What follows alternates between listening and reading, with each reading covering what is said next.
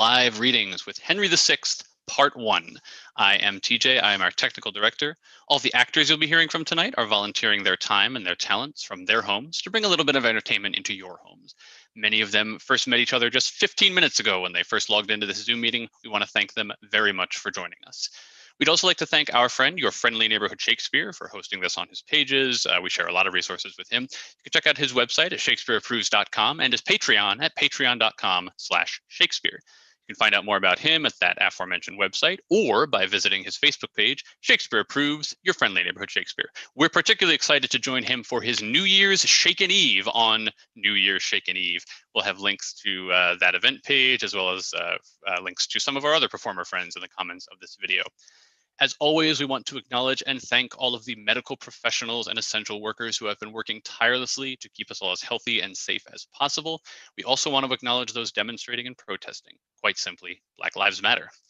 If you are interested in more information about our totally volunteer organization, check out our website, zenithplayers.com. Feel very free to check out our very attractive donations page. All donations go towards production costs, which these days consist of the various subscriptions that allow for these readings to happen.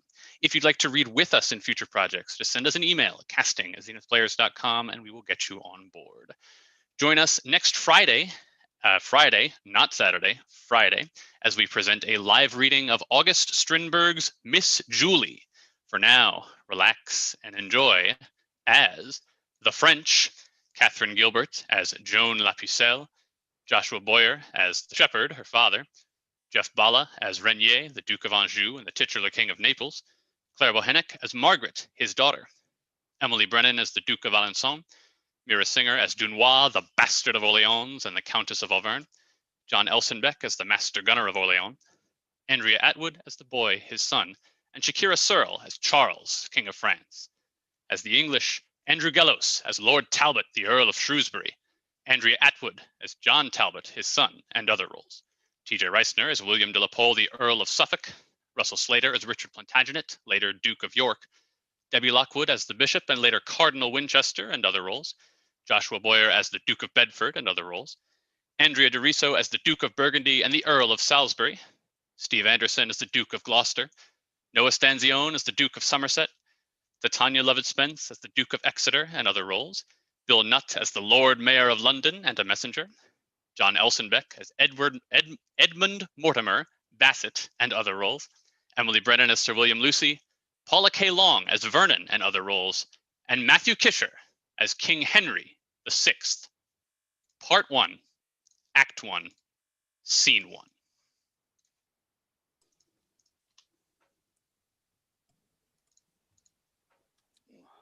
Hung be the heavens with black, yield day to night.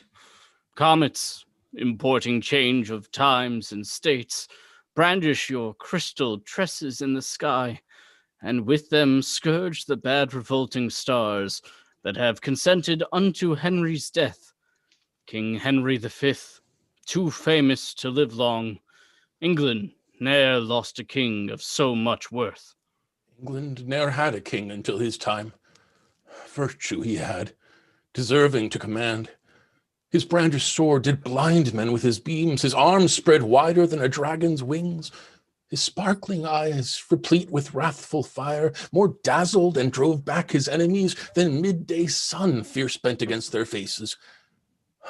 What should I say? His deeds exceed all speech.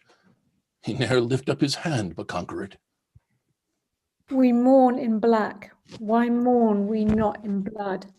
Henry is dead, and never shall revive. Upon a wooden coffin we attend, and death's dishonourable victory we with our stately present may glorify, like captives bound to a triumphant car. What, shall we curse the planets of mishap, that plotted thus our glory's overthrow? Or shall we think the subtle-witted French, conjurers and sorcerers, that afraid of him by magic verses that contrived his end? He was a king, blessed of the King of Kings. Unto the French the dreadful judgment day, so dreadful will not be as was his sight.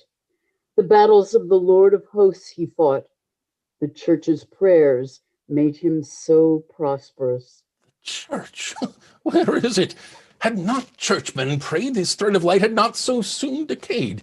None do you like, but an effeminate prince, whom like a schoolboy you may overawe. Gloucester, whate'er we like, thou art protector, and lookest to command the prince and realm. Thy wife is proud.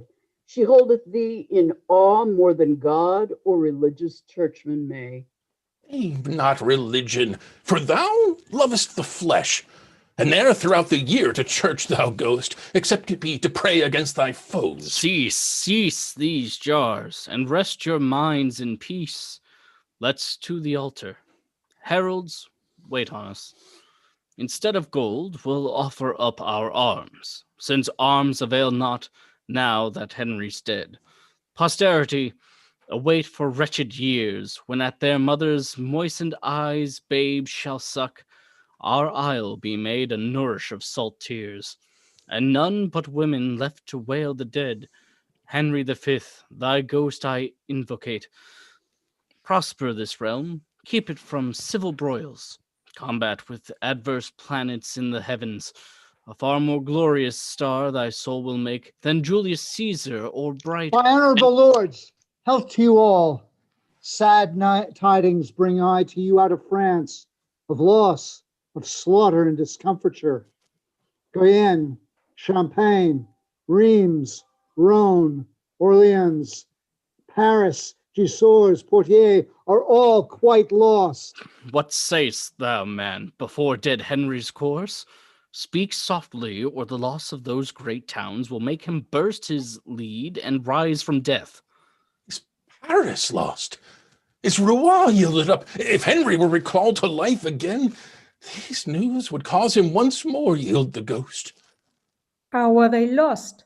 What treachery was used? No treachery, but want of men and money. Amongst the soldiers, there is muttered that here you maintain several factions, and whilst a field should be dispatched and fought, you are disputing of your generals.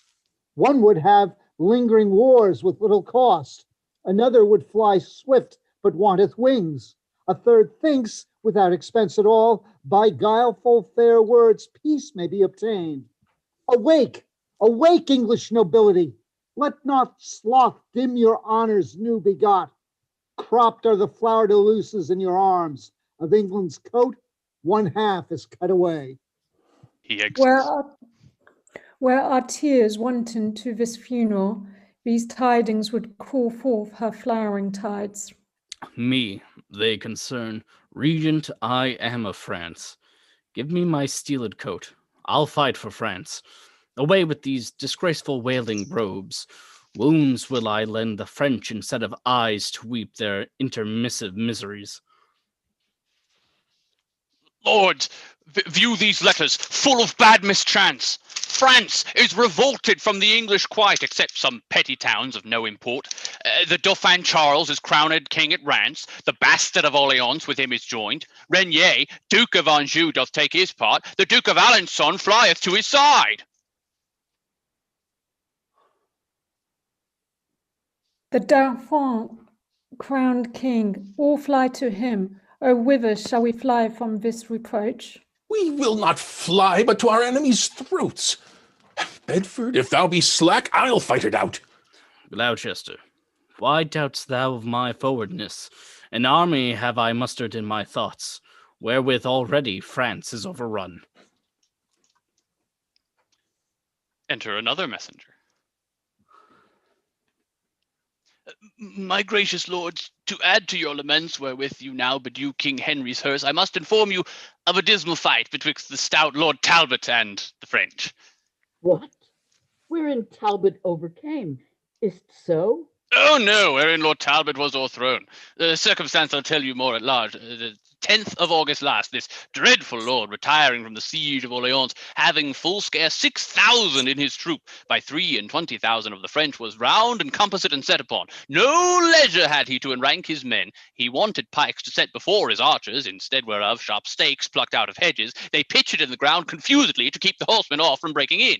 More than 3 hours the fight continued, where valiant Talbot, above human thought, enacted wonders with his sword and lance. Hundreds he sent to hell, and none durst stand him. Here, there, and everywhere, enraged he slew. The French exclaimed, the devil was in arms. All the whole army stood agazed on him. His soldiers, spying his undaunted spirit, "A Talbot! A Talbot!" cried out amain, and rushed into the bowels of the battle. Here had the conquest fully been sealed up, if Sir John Fastolf had not played the coward. He, being in the vaward, placed behind with purpose to relieve and follow them, cowardly fled, not having struck one stroke. Hence grew the general wrack and massacre. Enclosed were they with their enemies, a base walloon to win the Dauphin's grace, thrust Talbot with a spear into the back, whom all France with their chief assembled strength does not presume to look once in the face. Is Talbot slain then? I will slay myself for living idly here in Pompanese, while such a worthy leader, wanting aid unto his dastard foreman, is betrayed. No, he lives, but is took prisoner, and Lord Scales with him, and Lord Hungerford, and most of the rest slaughtered or took likewise. His ransom there is none but I shall pay. I'll hail the Dauphin headlong from his throne. His crown shall be the ransom of my friend. 4 of their lords I'll change for one of ours. Farewell, my masters, to my task will I. Bonfires in France forthwith I am to make, to keep our great St. George's feast withal.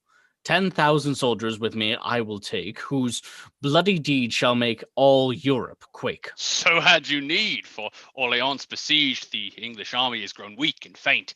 The Earl of Salisbury craveth supply, and hardly keeps his men from mutiny, since they so few watch such a multitude. Remember, lords, your oaths to Henry sworn, either to quell the Dauphin utterly, or bring him in obedience to your yoke. I do remember it, and here take my leave to go about my preparation. I'll to the tower, and with all the haste I can, to view the artillery and munition, and then I will proclaim young Henry king. To Eltham will I, where the young king is, being ordained his special governor, and for his safety there I'll be best devised. Each hath his place and function to attend. I am left out, for me nothing remains, but long I will not be jack out of office. The king from Eltham I intend to steal, and sit at chief astern of public weal. Winchester exits at one door. At another door, Warwick, Somerset, attendants and heralds exit with the coffin. Act 1, Scene 2. Enter Charles, the Dauphin, the Duke of Alençon, and Renier. Mars, his true moving, ever even as in the heavens, so in the earth, to this day is not known. Late did he shine upon the English side. Now we are victors, upon us he smiles. What towns of any moment but we have? At pleasure here we lie near Orleans. Otherwhiles the famished English like pale ghosts faintly besiege us, 1 hour in a month. They want their porridge and their fat bull beeves. Either they must be dieted like mules and have their provender tied to their mouths, or piteous they will look like drowned mice. Let's raise the siege. Why live we idly here? Talbot is taken, whom we want to fear. Remaineth none but mad-brained Salisbury, and he may well in fretting spend his gold. Nor men nor money hath he to make war. Sound alarm! We will rush on them now for the honor of the forlorn French. Him I forgive my death that killeth me, when he sees me go back 1 foot or fly. They exit. They are beaten back by the English with great loss. Enter Charles, Alençon, and Renier. Whoever saw the like? What men have I? Dogs, cowards, dastards! I would ne'er have fled but that they left me midst my enemies. Salisbury is a desperate homicide. He fighteth as one weary of his life. The other lords, like lions wanting food, do rush upon us as their hungry prey. Froissart, a countryman of ours, records England all Olivers and Rolands bred during the time Edward III did reign. More truly now may this be verified, for none but Samson and Goliaths sendeth forth to skirmish, 1 to 10, lean, raw-boned rascals. Who would e'er suppose they had such courage and audacity? Let's leave this town, for they are harebrained slaves, and hunger will enforce them to be more eager. Of old I know them. Rather with their teeth the walls they'll tear down than forsake the siege. I think by some odd gimmers or device, their arms are set like clocks, still to strike on, else ne'er could they hold out as long as they do. By my consent, will even let them alone. Be it so. Enter the Bastard of Orleans. Where's the Prince Dauphin? I have news for him. Bastard of Orleans, thrice welcome to us. Methinks your looks are sad, your cheer appalled. Hath the late overflow wrought this offense? Be not dismayed, for succor is at hand. A holy maid hither bring with me. A holy maid hither with me I bring, which by a vision sent to her from heaven, ordained it is to raise this tedious siege and drive the English forth the bounds of France. Spirit of deep prophecy she hath, exceeding the 9 civils of old Rome. What's past and what's to come she can descry. Speak, shall I call her in? Believe my words, for they are certain and unfallible. Go call her in. Bastard exits. But first, to try her skill, Renier, stand thou as Dauphin in my place. Christen her proudly. Let thy looks be stern. By this means shall we sound what skill she hath. Enter the Bastard with Joan la Pucelle. Fair maid, is thou wilt do these wondrous feats? Renier, is it thou that thinkst to beguile me? Where is the Dauphin? Come from behind. I know thee well, though never seen before. Be not amazed, there is nothing hid from me. In private will I talk with thee apart. Stand back, you lords, and give us leave a while. She takes upon her bravely at first dash.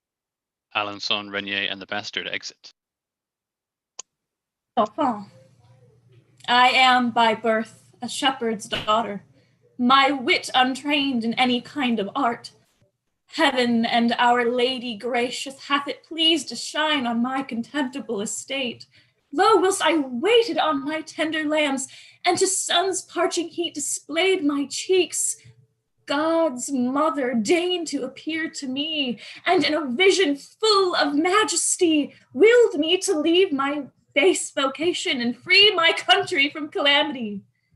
Her age she promised and assured success in complete glory.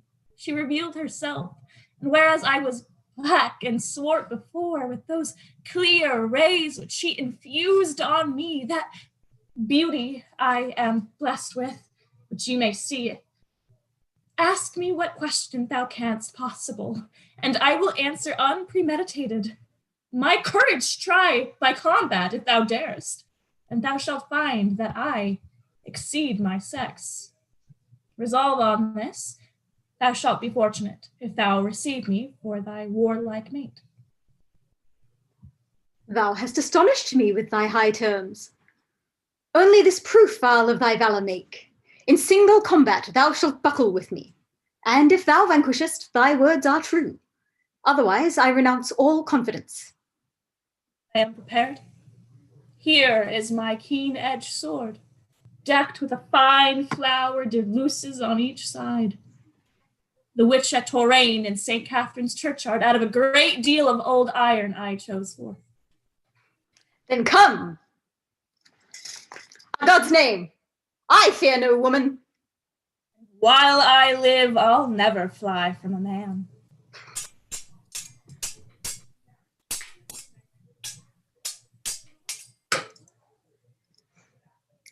Stay, stay thy hands!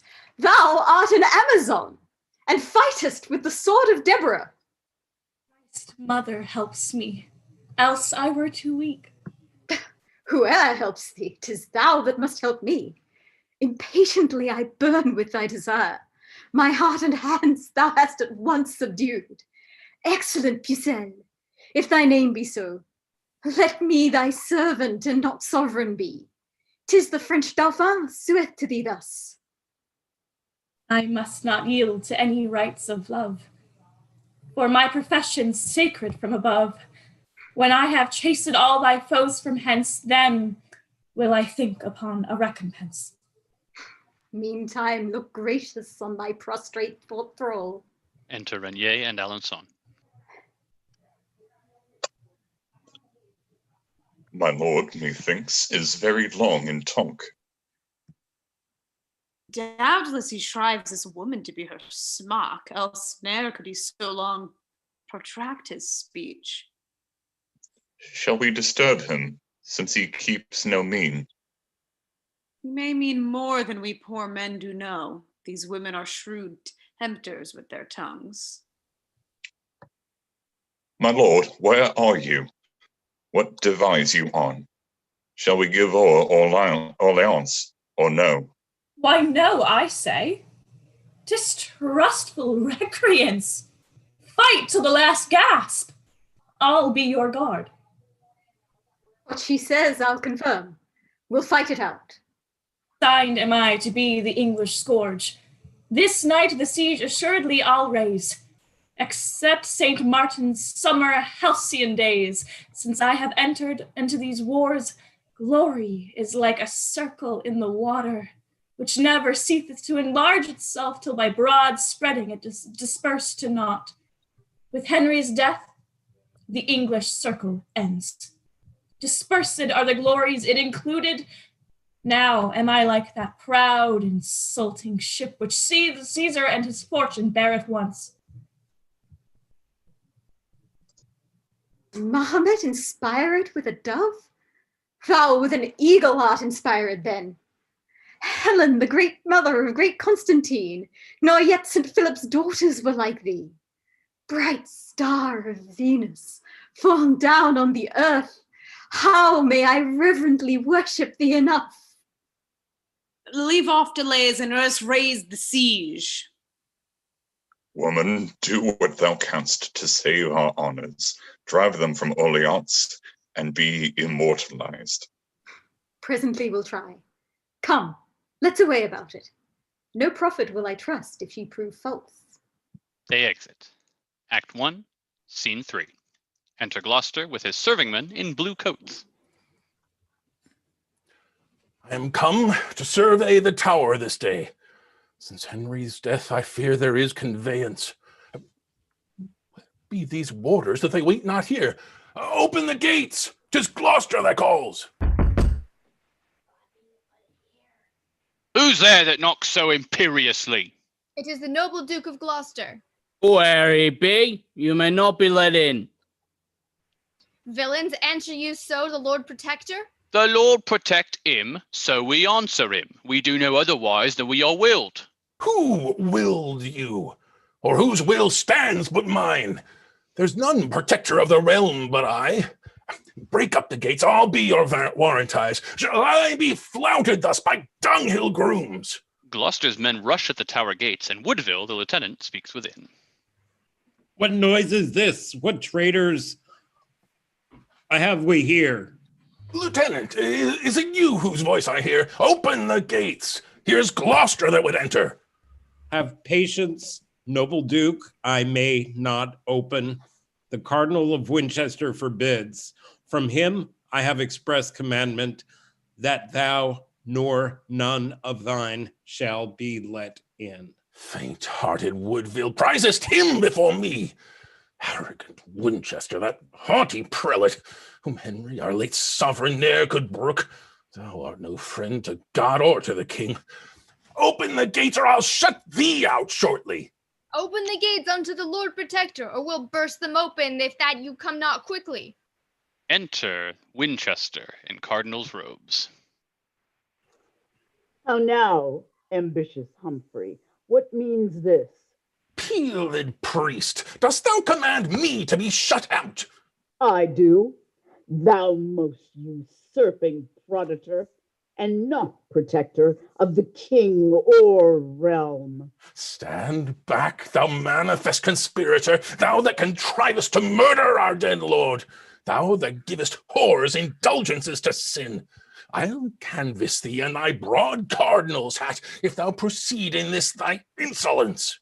Nay, stand thou back. I will not budge a foot. This be Damascus. Be thou cursed Cain to slay thy brother Abel, if thou wilt. I will not slay thee, but I'll drive thee back. Thy scarlet robes are the child-bearing cloth I'll use to carry thee out of this place. Do what thou darest. I beard thee to thy face. What? Am I dared and bearded to my face? Draw men for all this privileged place. Blue coats to tawny coats. Priest, beware your beard. I mean to tug it and to cuff you soundly. Under my feet I'll stamp thy cardinal's hat. In spite of pope or dignities of church, here by the cheeks I'll drag thee up and down. Gloucester, thou wilt answer this before the Pope. Winchester goose, I cry a rope, a rope. Now beat them hence. Why do you let them stay? Thee I'll chase hence, thou wolf in sheep's array. Out, tawny cloaks, out, scarlet hypocrite. Gloucester's men beat out the cardinal's men and enter the mayor of London with his officers. Fie, lords, that you, being supreme magistrates, thus contumeliously should break the peace. Peace, mayor, thou knowest little of my wrongs. Here's Beaufort, that regards nor God nor king, hath here distrained the tower to his use. Here's Gloucester, a foe to citizens, one that still motions war and never peace, or charging your free purses with large fines, that seeks to overthrow religion because he is protector of the realm and would have armor here out of the tower to crown himself king and suppress the prince. I will not answer thee with words, but blows. They fight again. Not rest for me in this tumultuous strife, but to make open proclamation. Come, officer, as loud as ever thou canst, cry. All manner of men assembled here in arms this day against God's peace and the king's. We charge and command you in his highness name to repair to your several dwelling places, and not to wear, handle, or use any sword, weapon, or dagger, henceforward upon pain of death. Cardinal, I'll be no breaker of the law, but we shall meet and break our minds at large. Gloucester, we'll meet to thy cost, be sure. Thy heart blood I will have for this day's work. I'll call for clubs if you will not away. This cardinal's more haughty than the devil. Mayor, farewell, thou dost but what thou mayst. Abominable Gloucester, guard thy head, for I intend to have it ere long. Gloucester and Winchester exit with their serving men. See the coast cleared, and then we will depart. Good God, these nobles should such stomach spare. I myself fight but once in 40 years. They exit. Act 1, Scene 4. Enter the Master Gunner of Orleans and his boy. Sirrah, thou knowest how Orleans is besieged, and how the English have the suburbs won. Father, I know, and oft have shot at them. However unfortunate, I missed my aim. But now they shall not. Be thou ruled by me. Chief Master Gunner am I of this town. Something I must do to procure my grace. The prince's espies have informed me how the English in the suburbs close entrenched went through a secret gate of iron bars in yonder tower to overpeer the city, and thence discover how with most advantage they may vex us with a shot or with assault. To intercept this inconvenience, a piece of ordnance against it I have placed. And even these 3 days have I watched, if I could see them. Now do thou watch, for I can stay no longer. If thou spiest any, run and bring me word, and thou shalt find me at the governor's. He exits. Father, I warrant you, take you no care. I'll never trouble you if I may spy them. He exits. Enter Salisbury and Talbot on the turrets with Sir William Glansdale, Sir Thomas Gargrave, attendants, and others. Talbot, my life, my joy again returned. How art thou handled being prisoner? Or by what means gottest thou to be released? Discourse, I prithee, on this turret's top. The Duke of Bedford had a prisoner called the brave Lord Ponton de Santerre. For him I was exchanged and ransomed, but with a baser man of arms, by far, once in contempt, they would have bartered me, which I disdaining, scorned, and craved death, rather than I would be so vile esteemed. In fine, redeemed I was as I desired, but oh, the treacherous Fastolf wounds my heart, whom with my bare fists I would execute if I now had him brought into my power. Yet tellest thou not how thou wert entertained? With scoffs and scorns and contumelious taunts in open marketplace produced they me to be a public spectacle to all. Here, they say, is the terror of the French, the scarecrow that affrights our children so. Then broke I from the officers that led me, and with my nails digged stones out of the ground to hurl at the beholders of my shame. My grisly countenance made others fly. None durst come near for fear of sudden death. In iron walls they deemed me not secure. So great fear of my name mongst them were spread that they supposed I could rend bars of steel and spurn in pieces posts of adamant. Wherefore a guard of chosen shot I had that walked about me every minute while, and if I did but stir out of my bed, ready they were to shoot me to the heart. Enter the boy with a linstock. He crosses the main stage and exits.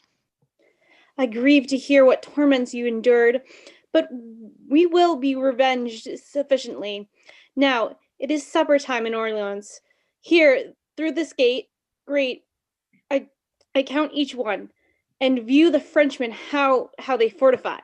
Let us look in, and the sight will much delight thee. Sir Thomas Gargrave and Sir William Glansdale, let me have your expressed opinions. Where is the blessed place to make our battery next? I think at the North Gate, for there stands Lords.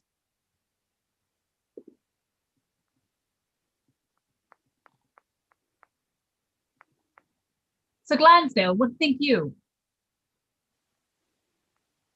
And I here at the bulwark of the bridge. For aught I see, this city must be famished, or with light skirmishes enfeebled.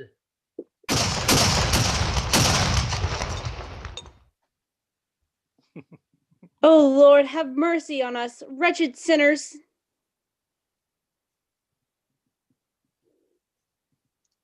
Oh, Lord, have mercy on me, woeful man!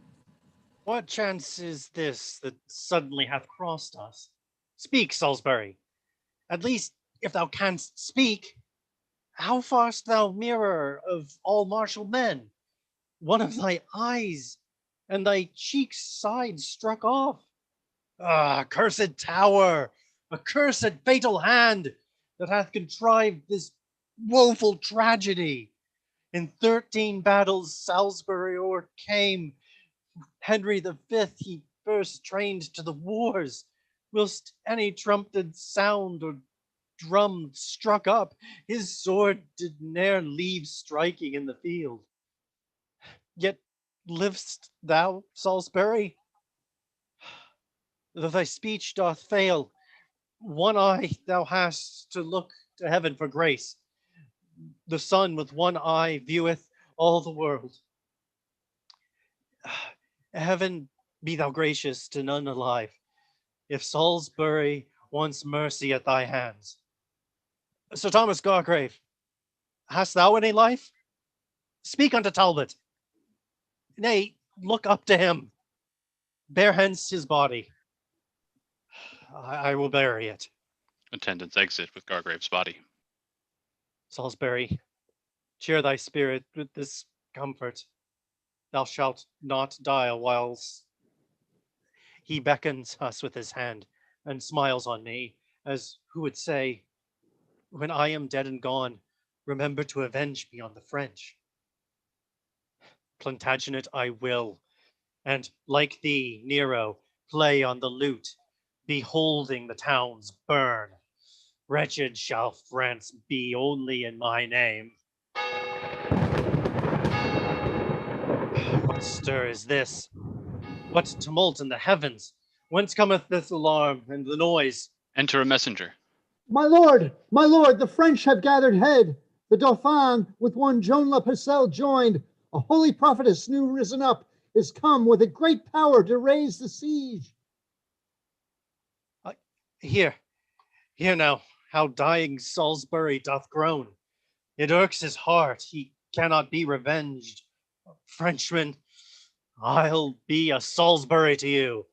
Pucelle or Puzel, Dauphin or dogfish, your hearts I'll stamp out with my horse's heels and make a quagmire of your mingled brains.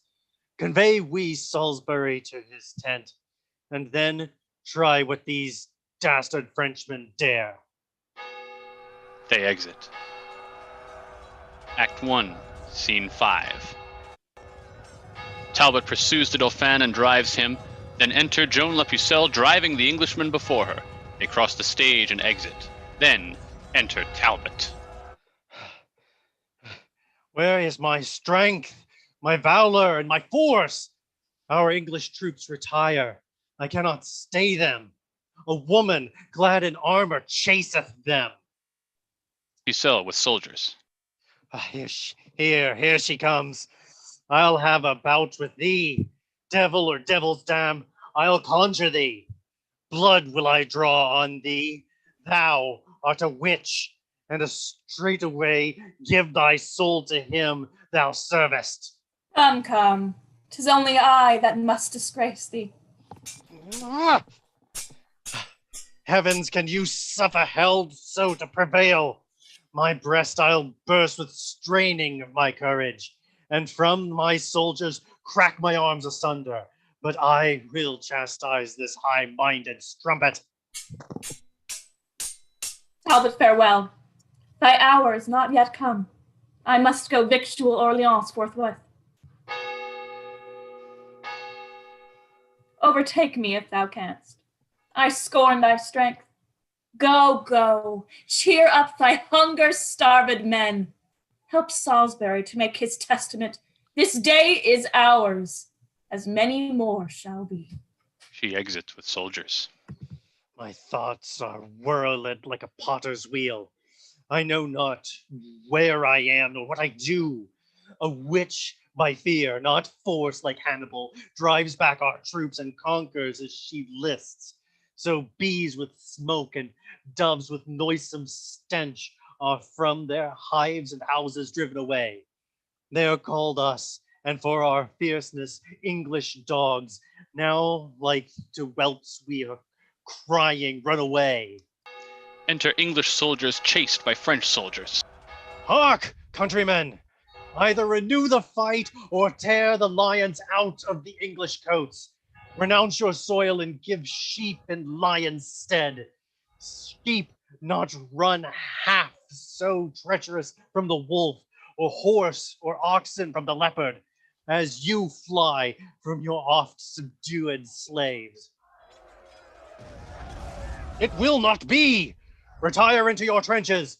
You all consented unto Salisbury's death, for none would strike a stroke in his revenge.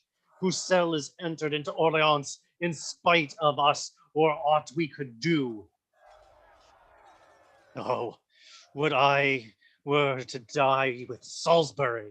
The shame hereof will make me hide my head.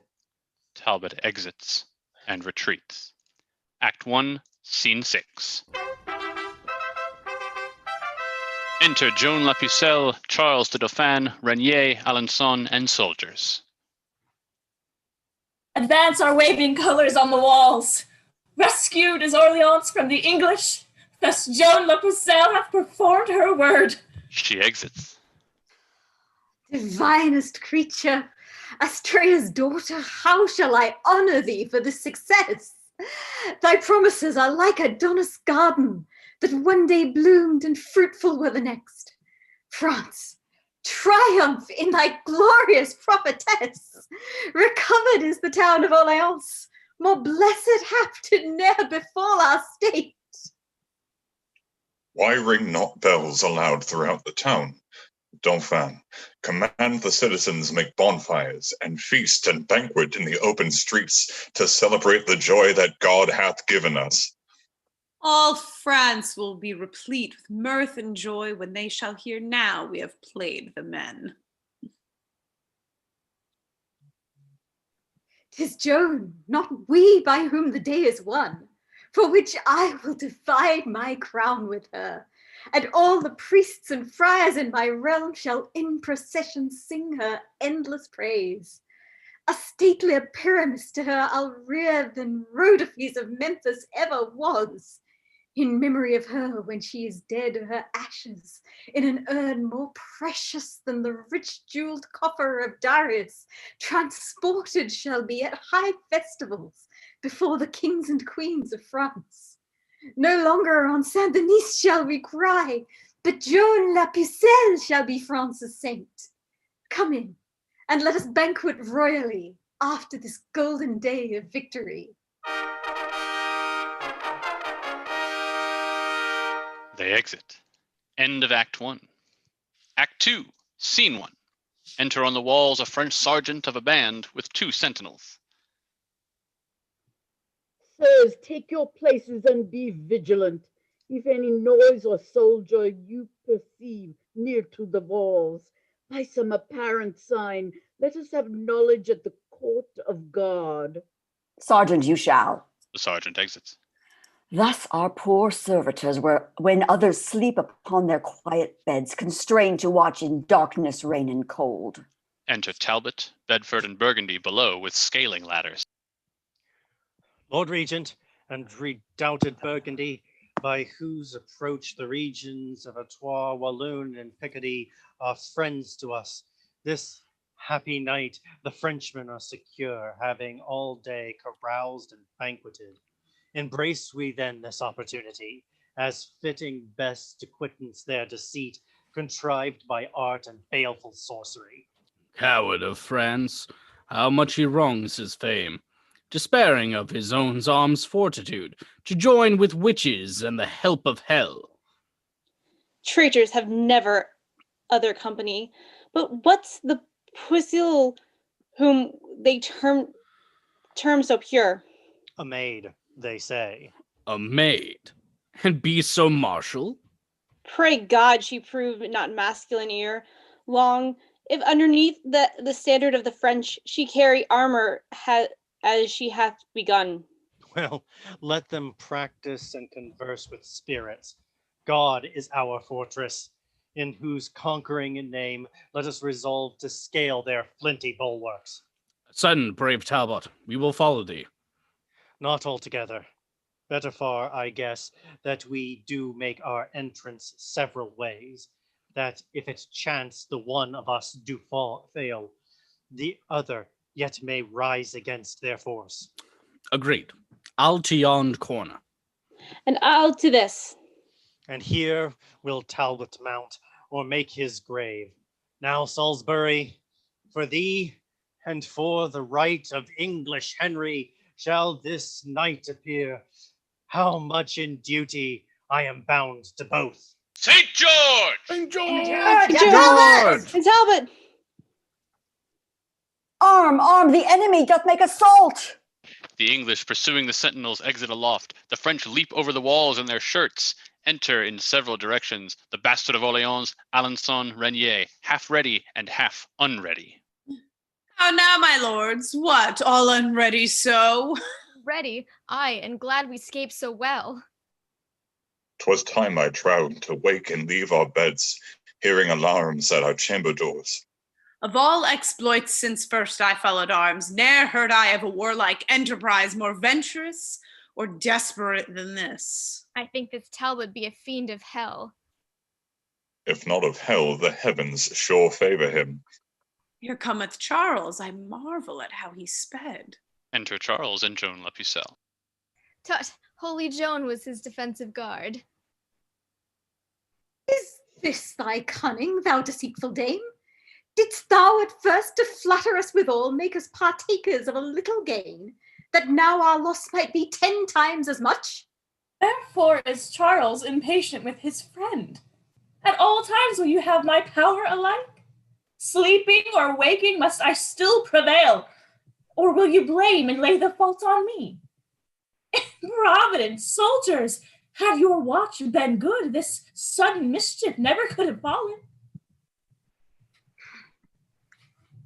Duke of Alençon, this was your fault. That being the captain of the watch tonight did look no better to that weighty charge. Had all your quarters been as safely kept as that whereof I had the government, we had not been thus shamefully surprised. One was secure. And so was mine, my lord. And for myself, most part of all this night, within her quarter and mine own precinct, I was employed in passing to and fro about relieving of the sentinels. Then how or which way should they first break in? Question, my lords, no farther of the case.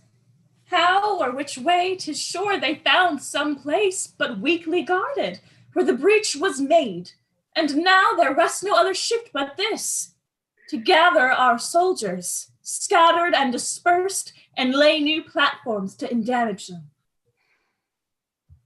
Enter an English soldier. The French fly, leaving their clothes behind. I'll be so bold to take what they have left. The cry of Talbot serves me for a sword, for I have loaded me with many spoils, using no other weapon but his name. Act 2, Scene 2. Enter Talbot, Bedford, Burgundy, a captain, and others. The day begins to break and night is fled.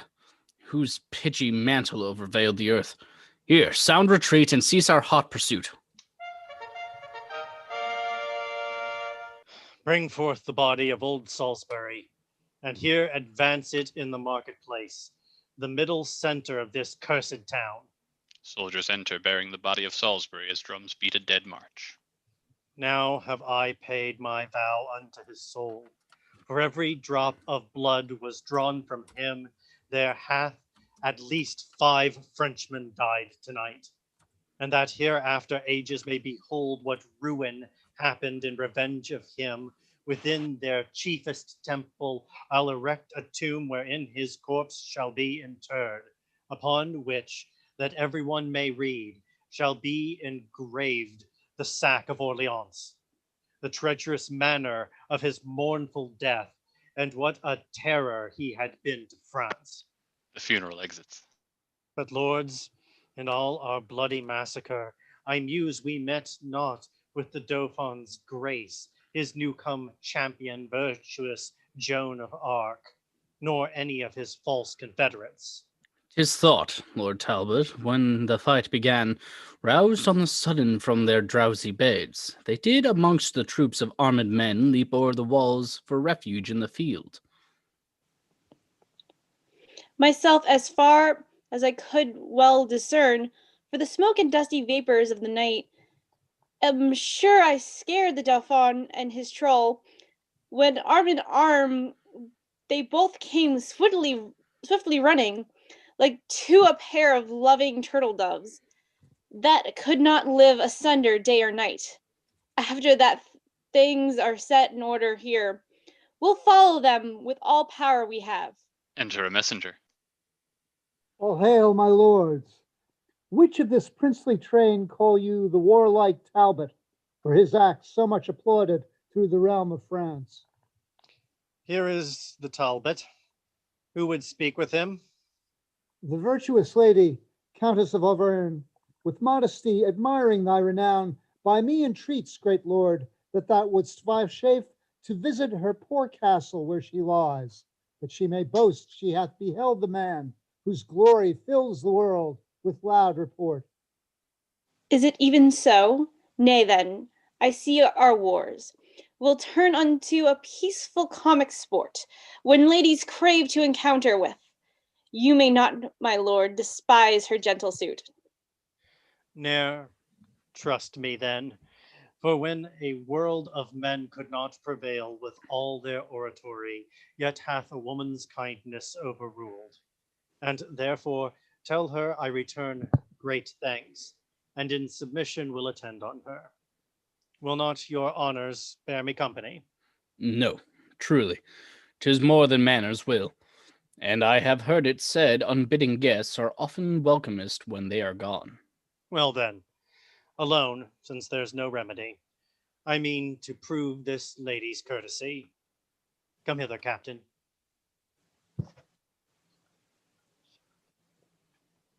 You perceive my mind. I do, my lord, and mean accordingly. They exit. Act 2, Scene 3. Enter the Countess of Auvergne with her porter. Porter, remember what I gave in charge, and when you have done so, bring the keys to me. Madame, I will. The plot is laid. If all things fall out right, I shall famous be by this exploit, as Scythian Tamaris by Cyrus's death. Great is the rumor of this dreadful knight, and his achievements of no less account. Fain would mine eyes be witness with mine ears to give their censure of these rare reports. Enter a messenger and Talbot.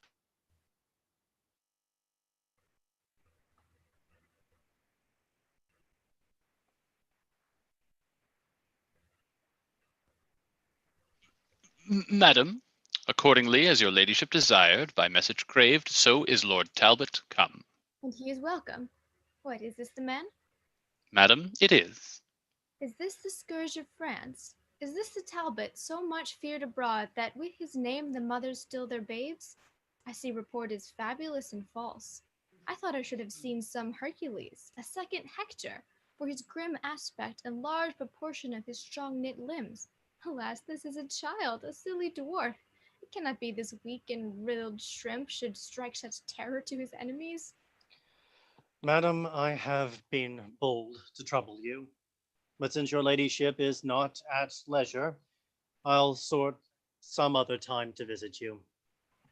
What means he now? Go ask him whither he goes. Stay, my lord Talbot, for my lady craves to know the cause of your abrupt departure. Mary, for that she's in a wrong belief. I go to certify her Talbot's here. Enter the porter with keys. If that be he, then art thou prisoner. Prisoner? To whom? To me, bloodthirsty lord, and for that cause I trained thee to my house. Long time thy shadow hath been thrall to me, for in my gallery thy picture hangs. But now the substance shall endure the like, and I will chain these legs and arms of thine that hast by tyranny these many years wasted our country, slain our citizens, and sent our sons and husbands captive. Thou wretch, thy mirth shall turn to moan. I laugh to see your ladyship so fond to think that you have aught but Talbot's shadow, whereon to practice your severity. Why, art thou not the man? I am indeed. Then have I substance too. No, no, I am but shadow of myself. You are deceived. My substance is not here, for what you see is only the smallest part and least proportion of humanity. I tell you, madam, were the whole frame here, it is of such spacious, lofty pitch, your roof were not sufficient to contain it. This is a riddling merchant for the nonce. He will be here, and yet he is not here. How can these contraries agree? That will I show you presently.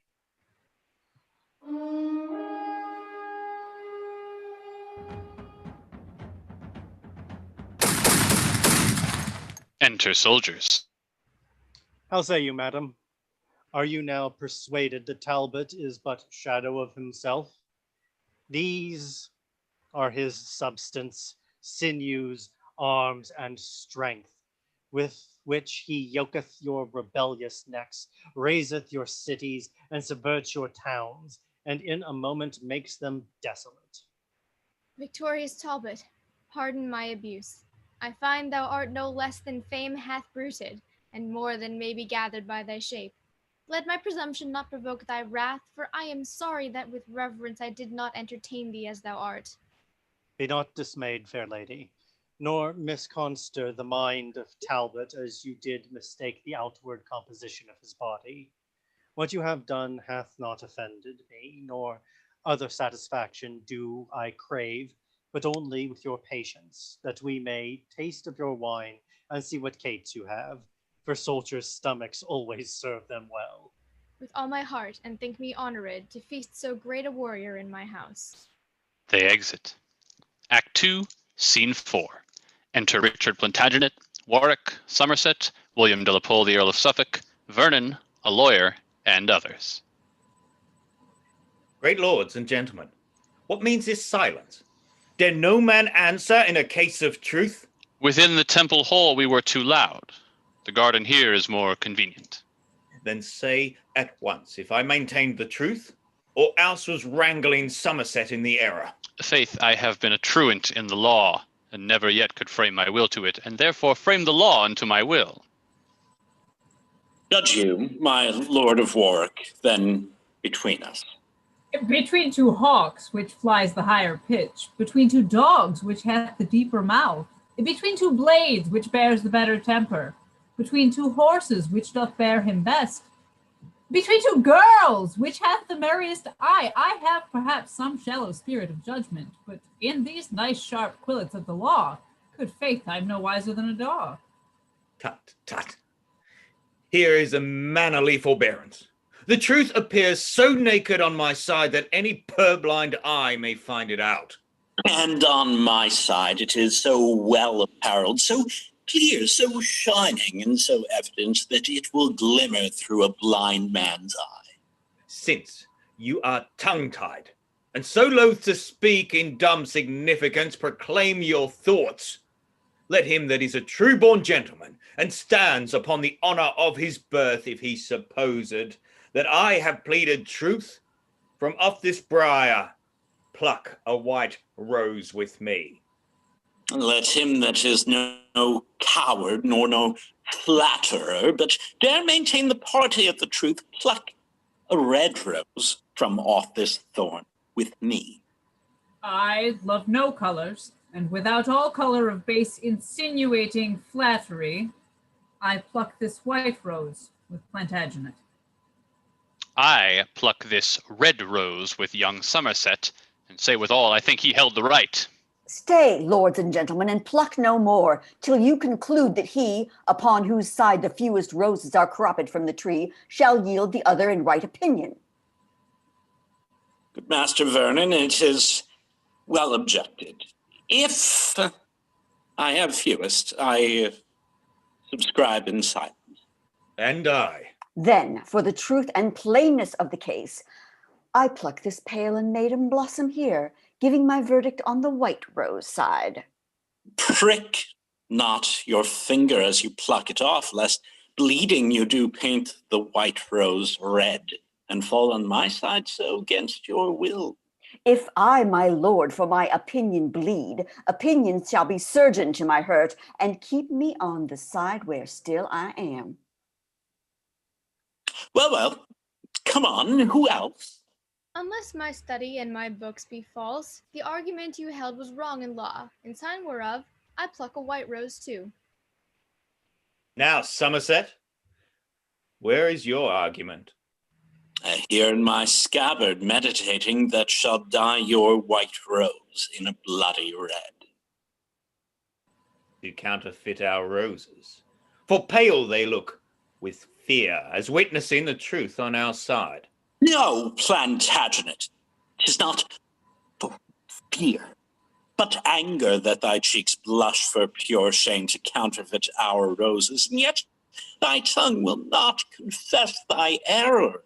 Hath not thy rose a canker, Somerset? Hath not thy rose a thorn, Plantagenet?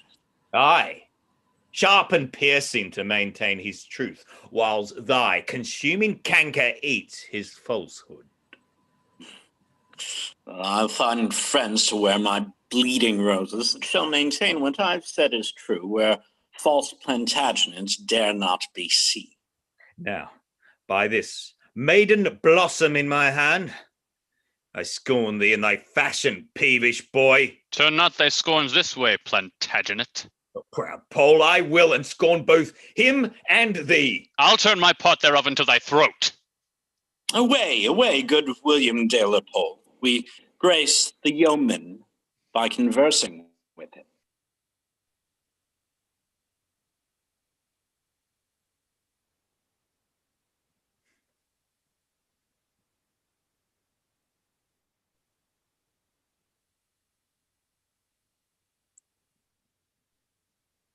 Now, by God's will, thou wrongest him, Somerset.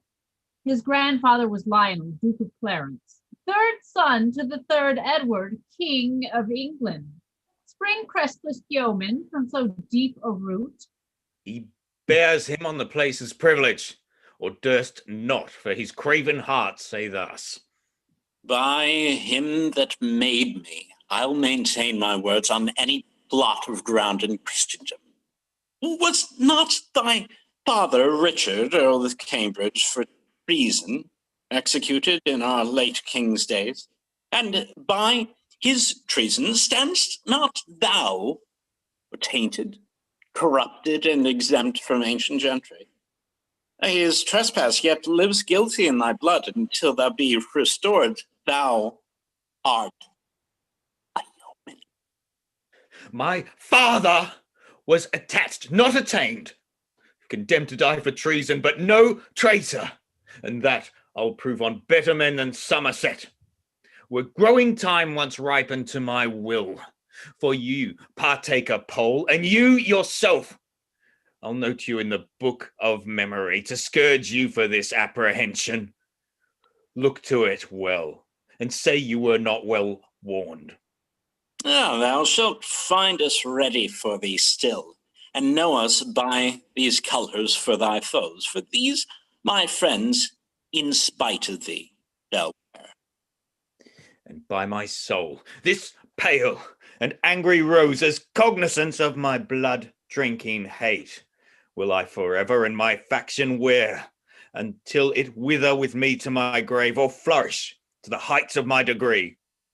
Go forward and be choked with thy ambition. And so farewell until I meet thee next. Have with thee, Pole. Farewell, ambitious Richard. He exits. How I am braved, and must perforce endure it. This lot that they object against your house shall be whipped out in the next parliament, called for the truce of Winchester and Gloucester. And if thou be not then created York, I will not live to be accounted Warwick. Meantime, in signal of my love to thee, against proud Somerset and William Pole, will I upon thy party wear this rose. And here I prophesy, this brawl today, grown to this faction in the Temple Garden, shall send between the red rose and the white 1,000 souls to death and deadly night. Good Master Vernon, I am bound to you, that you on my behalf should pluck a flower. In your behalf will I still wear the same. And so will I. Thanks, gentle sir. For to dinner. I dare say this quarrel will drink blood another day. They exit. Act 2, Scene 5. Enter Edmund Mortimer, brought on a chair, and jailers. Kind keepers of my weak decaying age, let dying Mortimer here rest himself. Even like a man new hailed from the rack, so fare my limbs with long imprisonment.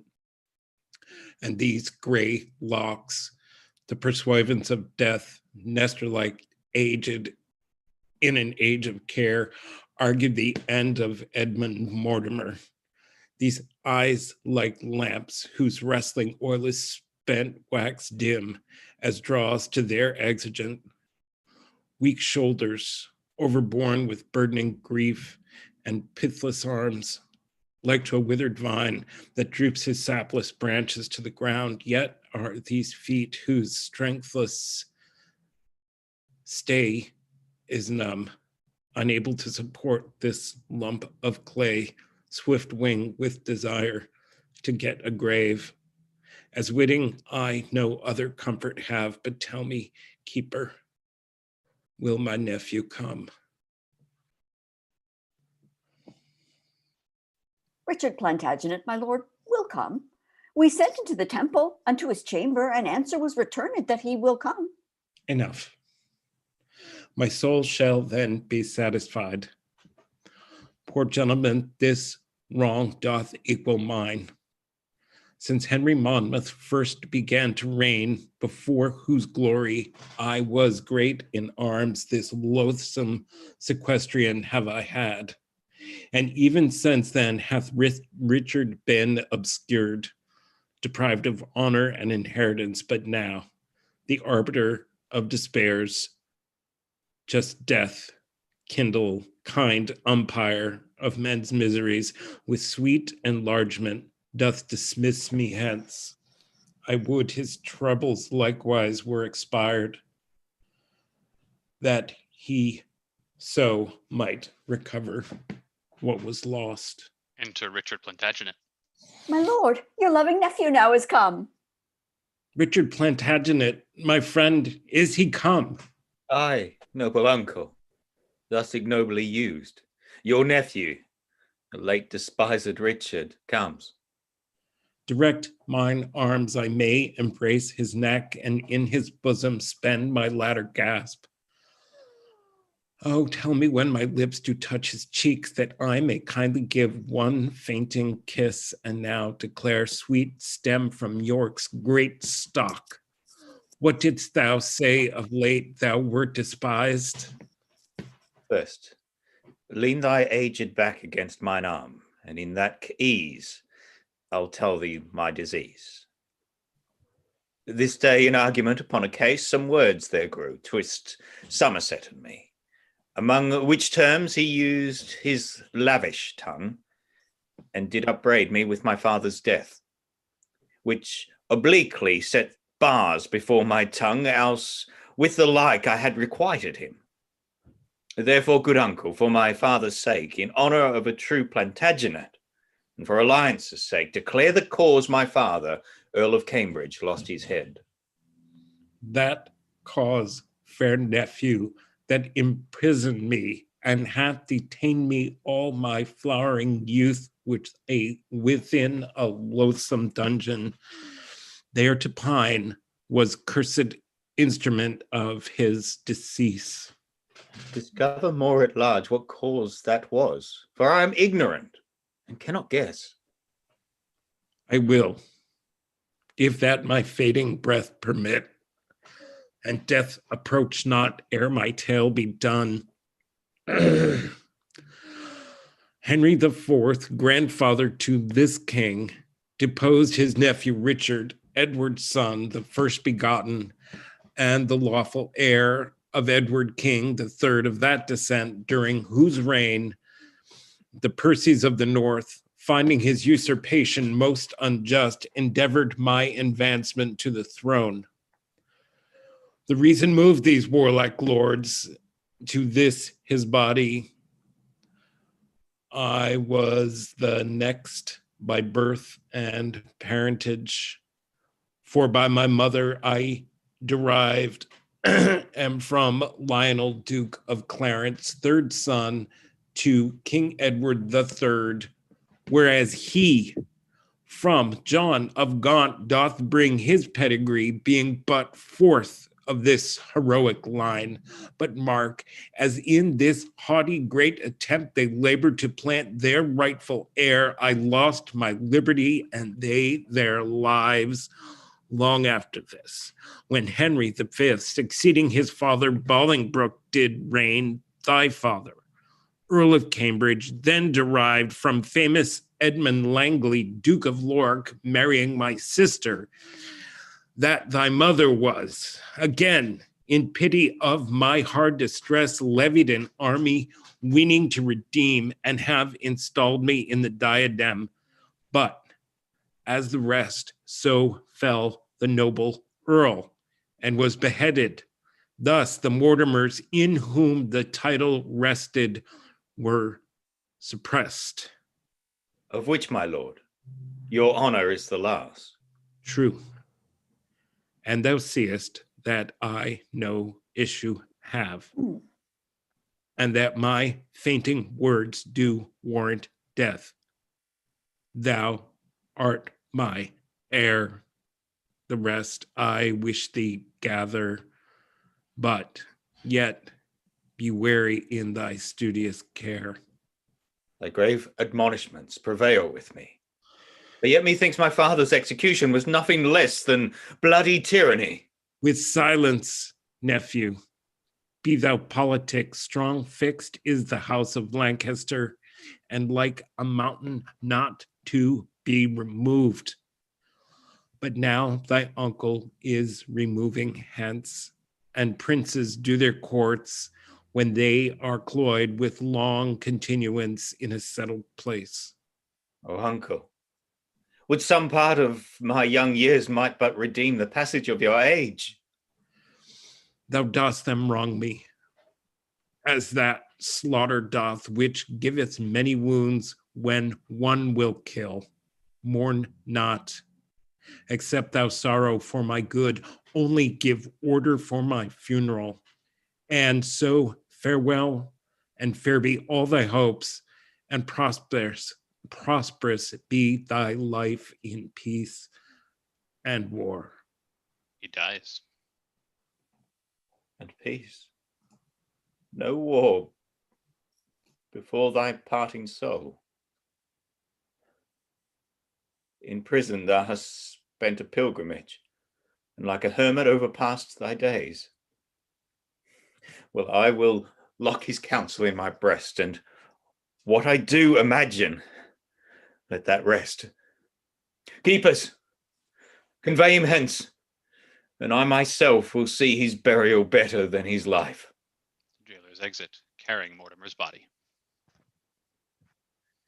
Here dies the dusty torch of Mortimer, choked with ambition of the meanest sort. And for those wrongs, those bitter injuries which Somerset hath offered to my house, I doubt not but with honour to redress. And therefore haste I to the Parliament, either to be restored to my blood, or to make mine ill the advantage of my good. He exits. End of Act 2. Act 3, Scene 1. Enter King Henry VI, Exeter, Gloucester, and Winchester, Richard Plantagenet and Warwick with white roses, Somerset and Suffolk with red roses, and others. Gloucester offers to put up a bill. Winchester snatches it and tears it. Comest thou with deep premeditated lines, with written pamphlets studiously devised, Humphrey of Gloucester? If thou canst accuse or aught intents to lay unto my charge, do it without invention, suddenly, as I, with sudden and extemporal speech, purpose to answer what thou canst object. Presumptuous priest, this place commands my patience, or thou shouldst find thou hast dishonored me. Think not, although in writing I preferred the manner of thy vile, outrageous crimes, that therefore I have forged, or am not able verbatim to rehearse the method of my pen. No, prelate, such is thy audacious wickedness, thy lewd, pestiferous, and dissentious pranks, as very infants prattle of thy pride. Thou art a most pernicious usurer, froward by nature, enemy to peace, lascivious, wanton, more than well beseems, a man of thy profession and degree. And for thy treachery, what's more manifest, in that thou laidst a trap to take my life, as well at London Bridge as at the Tower. Besides, I fear me, if thy thoughts were sifted, the king, thy sovereign, is not quite exempt from envious malice of thy swelling heart. Gloucester, I do defy thee. Lords, vouchsafe to give me hearing what I shall reply. If I were covetous, ambitious, or perverse, as he will have me, how am I so poor? Or how haps it, I seek not to advance or raise myself, but keep my wonted calling. And for dissension, who prefers peace more than I do?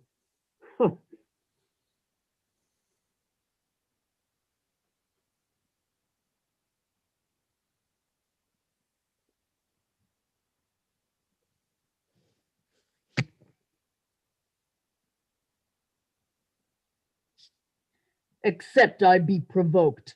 No, my good lords, it is not that offends, it is not that hath incensed the Duke. It is because no one should sway but he, no one but he should be about the king, and that engenders thunder in his breast, and makes him roar these accusations forth. But he shall know I am as good. As good, thou bastard of my grandfather.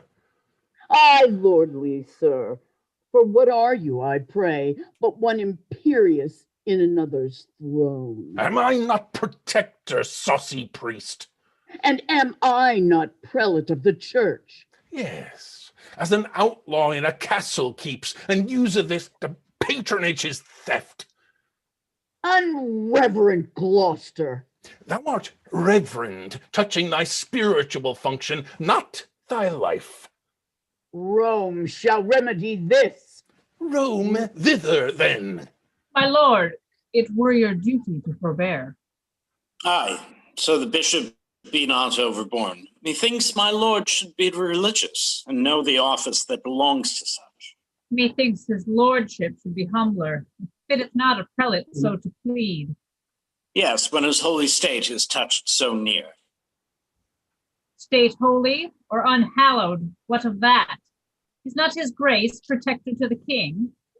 Plantagenet, I see, must hold his tongue, lest it be said, speak, sirrah, when you should.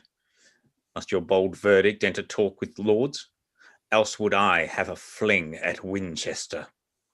Uncles of Gloucester and of Winchester, the special watchmen of our English weal, I would prevail, if prayers might prevail, to join your hearts in love and amity. Oh, what a scandal it is to our crown, that two such noble peers as you should jar. Believe me, lords, my tender years can tell civil dissension in our viperous worm that gnaws the bowels of the Commonwealth. Down with the tawny coats! Down with the tawny coats! What tumult is this? An uproar, I dare warrant, begun through the malice of the bishop's men. Stone! Stone! Stone! Stone! O my good lords and virtuous Henry, pity the city of London, pity us. The Duke and the Bishop and the Duke of Gloucester's men, forbidden late to carry any weapon, have filled their pockets full of pebble stones, and, banding themselves in contrary parts, do pelt so fast at one another's pate that many have had their giddy brains knocked out. Our windows are broke down in every street, and we, for fear, compelled to shut our shops. Enter the serving men, fighting and bloodied. We charge you on allegiance to ourself, to hold your slaughtering hands and keep the peace. Pray, Uncle Gloucester, mitigate this strife. Nay, if we be forbidden stones, we'll fall to it with our teeth. Do what you dare, we are as resolute. They fight You again. of my household, leave this peevish broil. and set this unaccustomed fight aside. My My lord, lord. we know your grace to be a man just and upright, and for your royal birth, inferior to none but to his majesty, and ere that we will suffer such a prince, so kind a father of the commonweal, to be disgraced by an inkhorn mate. We and our wives and children all will fight, and have our bodies slaughtered by thy foes. Aye, and the very parings of our nails shall pitch a field when we are dead. Stay! Stay, I say, and if you love me as you say you do, let me persuade you to forbear a while. Oh, how this discourse doth afflict my soul! Can you, my lord of Winchester, behold my sighs and tears, and will not once relent? Who should be pitiful if you be not?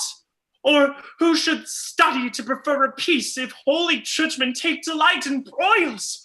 Yield, my lord protector! Yield, Winchester, except you mean with obstinate repulse to slay your sovereign and destroy the realm. You see what mischief, what murder too, hath been enacted through your enmity. Then be at peace, except you thirst for blood. He shall submit, or I will never yield. Compassion on the king commands me stoop, or I would see his heart out ere the priest should ever get that privilege of me. Behold, my lord of Winchester, the Duke hath banished moody discontented fury, as by his smoothed brows it doth appear. Why look you still so stern and tragical? Here, Winchester, I offer thee my hand. Fie, Uncle Beaufort, I have heard you preach that miracles, malice was a great and grievous sin, and will you not maintain the thing you teach, but prove a chief offender in the same? Great king, the bishop hath a kindly gird. For shame, my lord of Winchester, relent. What, shall a child instruct you what to do?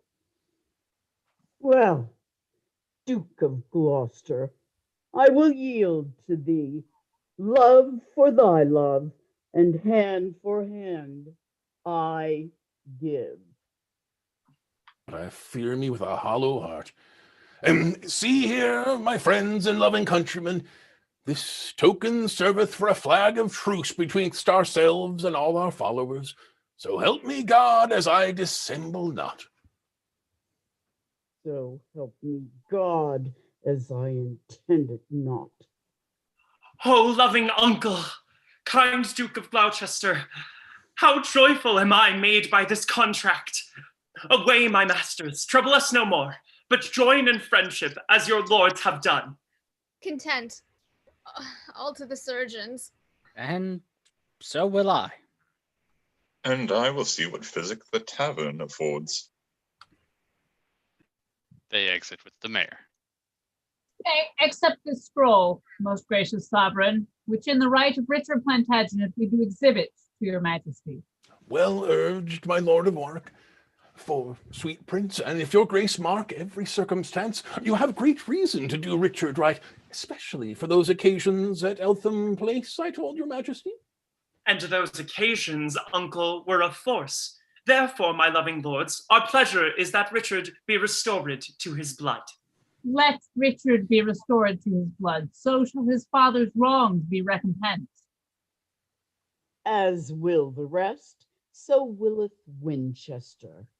If Richard will be true, not that alone, but all the whole inheritance, I give that doth belong unto the house of York, from whence you spring by Lionel descent. Thy humble servant vows obedience and humble service till the point of death. Stoop then, and set your knee against my foot. And in regarding of that duty done, I gird thee with the valiant sword of York. Rise, Richard, like a true Plantagenet, and rise, created princely Duke of York. And so thrive, Richard, as thy foes may fall.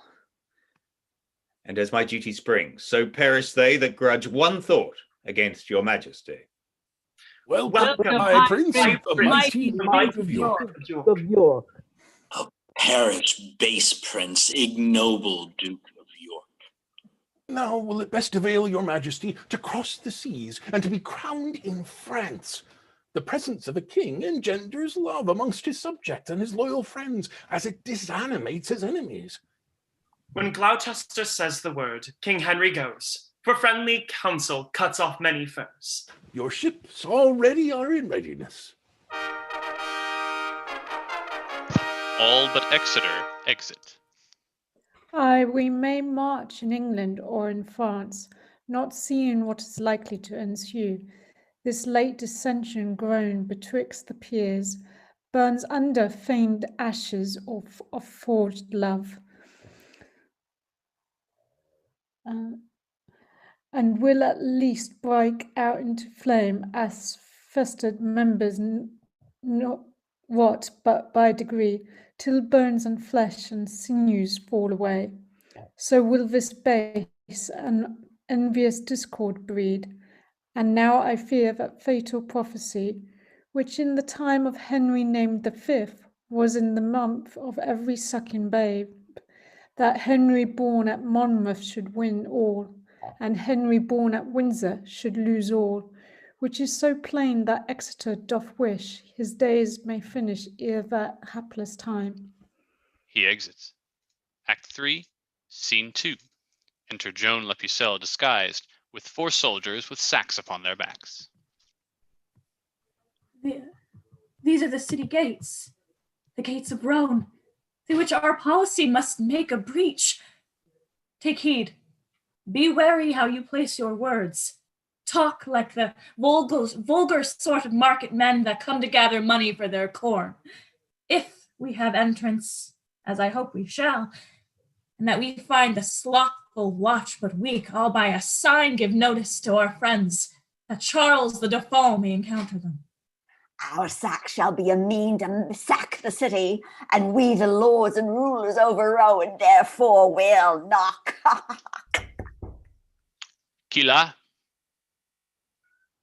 Poor market folks that come to sell their corn. Enter, go in, the market bell is rung. Now, Roan, I'll shake thy bulwarks to the ground. They exit.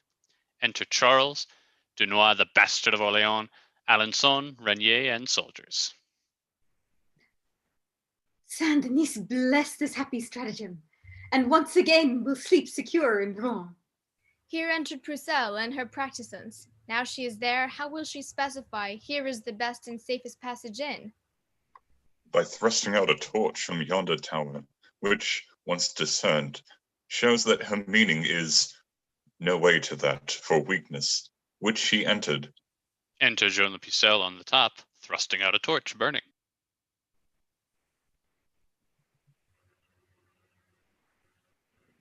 Morrow, gallants, want you corn for bread? I think the Duke of Burgundy will fast before he'll buy again at such a rate. 'Twas full of darnel. Do you like the taste? See, noble Charles, the beacon of our friend, the burning torch in yonder turret stands. Now shine it like a comet of revenge, a prophet to the fall of all our foes. Defer no time. Delays have dangerous ends. Enter and cry the Dauphin presently, and then do execution on the watch. They exit. Enter Talbot fighting. France, thou shalt rue this treason with thy tears, if Talbot but survive thy treachery. Proussel, that witch, that damned sorceress, hath wrought this hellish mischief unawares, that hardly we escaped the pride of France. He exits. Bedford is brought in sick in a chair carried by 2 attendants. Enter Talbot and Burgundy without. Within, Joan La Pucelle with a sack of grain, Charles, the bastard, Alençon, and Renier on the walls. Good morrow, gallants. Want you corn for bread? I think the Duke of Burgundy will fast before he'll buy again at such a rate. 'Twas full of darnel. Do you like the taste? Scoff on, vile fiend and shameless courtesan. I trust ere long to choke thee with thy corn, and make thee curse thy harvest of that corn. Your grace may starve, perhaps, before that time. No, let no words but deeds revenge this treason. What will you do, good greybeard? Break a lance and run a tilt at death within a chair? Foul fiend of France and hag of all despite, encompassed with thy lustful paramours, becomes it thee to taunt his valiant age, a twit with cowardice, a man half dead? Damsel, I'll have a bout with you again, or else let Talbot perish with this shame.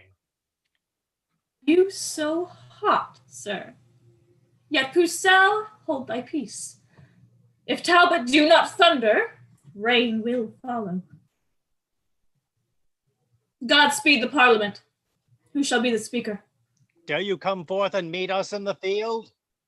Belike your lordship take us then for fools, to try if that our own be ours or no. I speak not to that railing Hecate, but unto thee, Alanson, and the rest. Will you, like soldiers, come and fight it out? Senor, no. Senor, hang! Base muleteers of France, like peasant footboys do they keep the walls, and dare not take arms like gentlemen. Away, captains. Let's get us from the walls. For Talbot means no goodness by his looks. Goodbye, my lord. We came but to tell you that we are here. They exit from the walls. And there will we be too, ere it be long, or else reproach be Talbot's greatest fame. Vow, Burgundy, by honor of thy house, prickled on by public wrongs sustained in France, either to get the town again or die. And I, as sure as English Henry lives, and as his father here was conqueror, as sure as is the late betrayed town, great Cosseur de Lyon's heart was buried, so sure I swear to get that town or die. My vows are equal partners with thy vows. But ere we go, regard this dying prince, the valiant Duke of Bedford. Come, my lord, we will bestow you in some better place, fitter for sickness and for crazy age. Lord Talbot, do not so dishonor me. Here will I sit before the walls of Rouen, and will be partner of your weal or woe. Courageous Bedford, let us now persuade you. Not to be gone from hence, for once I read that stout Pendragon, in his litter sick, came to the field and vanquished his foes. Methinks I should revive the soldiers' hearts, because I ever found them as myself. Undaunted spirit in the dying breast, then be it so. Heavens keep old Bedford safe.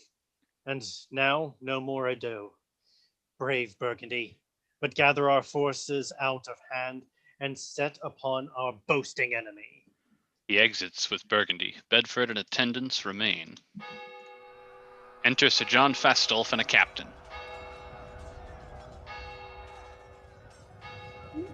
Whither away, Sir John Falstaff, in such haste? Whither away? To save myself by flight. We are like to have the overthrow again. What will you fly and leave, Lord Talbot? Aye, all the Talbots in the world to save my life. He exits. Cowardly knight, ill fortune follow thee. He exits. Joan Le Pucelle, Alençon, and Charles enter, pursued by English soldiers, and flee.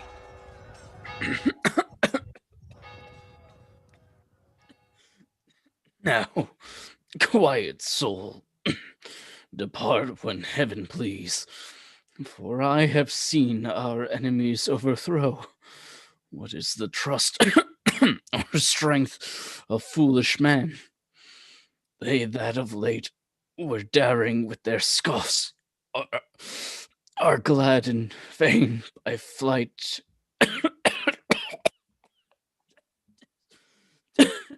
Save themselves.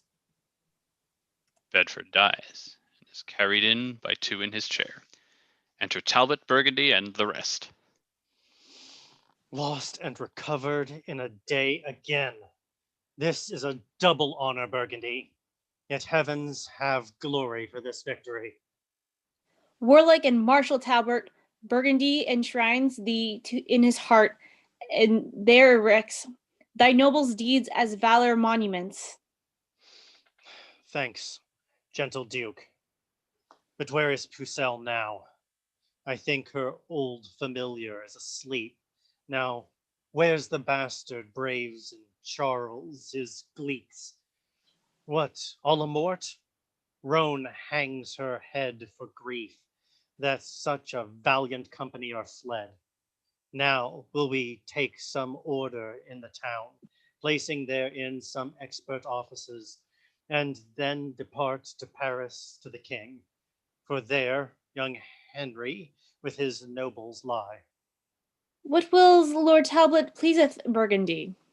But yet, before we go, let's not forget the noble Duke of Bedford, late deceased, but see his excheques filled in Rhone.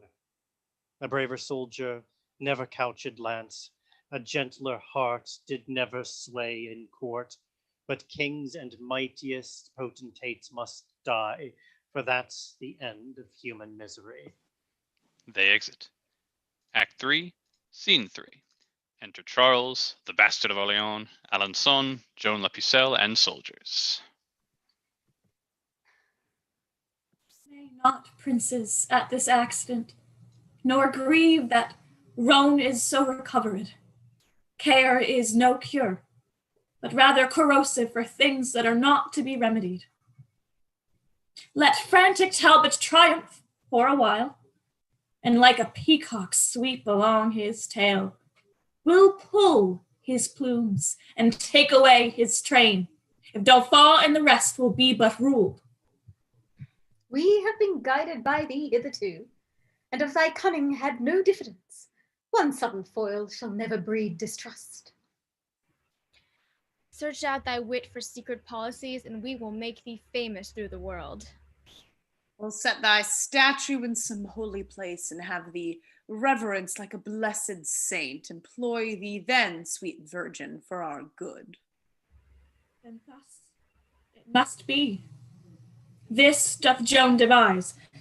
By fair percussions mixed with sugared words, we will entice the Duke of Burgundy to leave the Talbot and to follow us. Ay, marry, sweeting. If we could do that, France were no place for Henry's warriors. Nor should that nation boast it so with us, but be extirped from our provinces.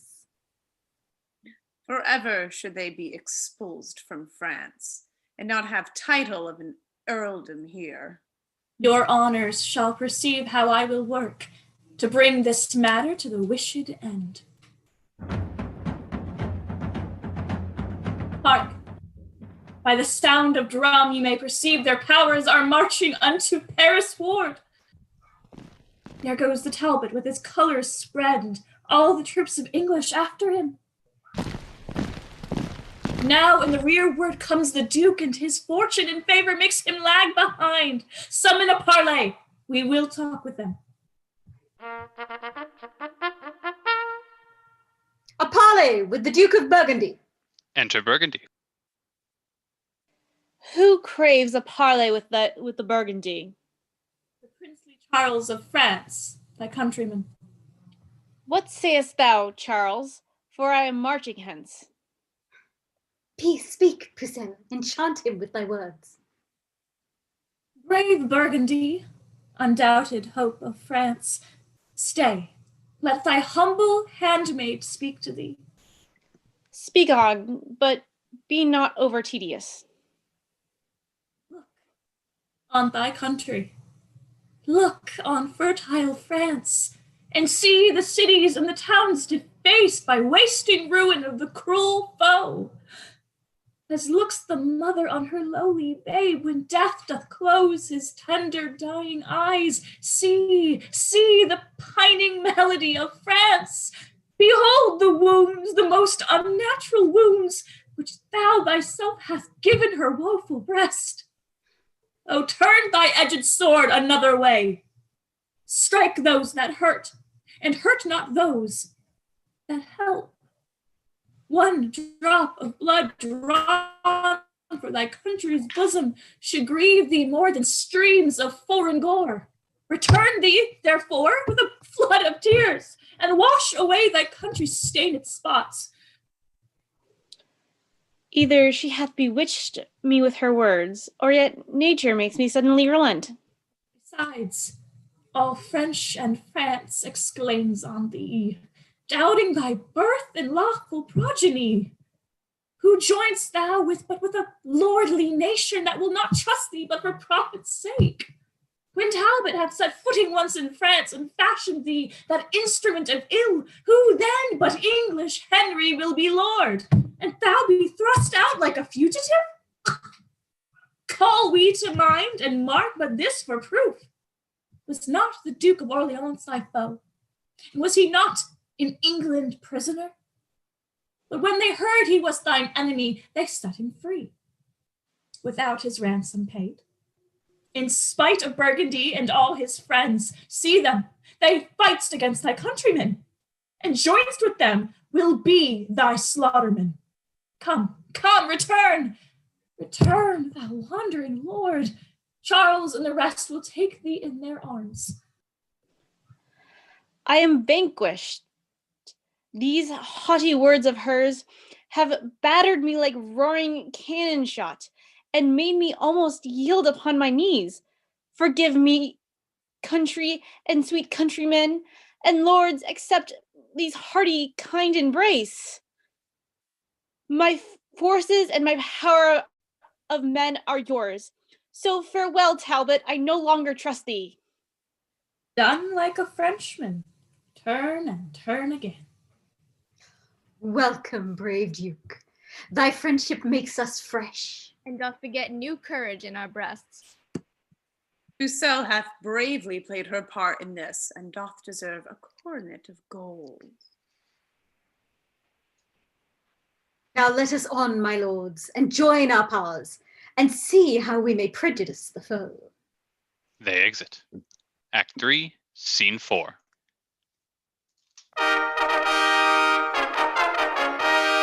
Enter the King, Gloucester, Winchester, Exeter, York, Warwick, and Vernon with white roses, Somerset, Suffolk, and Basset with red roses. To them, with his soldiers, Talbot. My gracious prince and honorable peers, hearing of your arrival in this realm, I have a while given truce unto my wars to do my duty to my sovereign.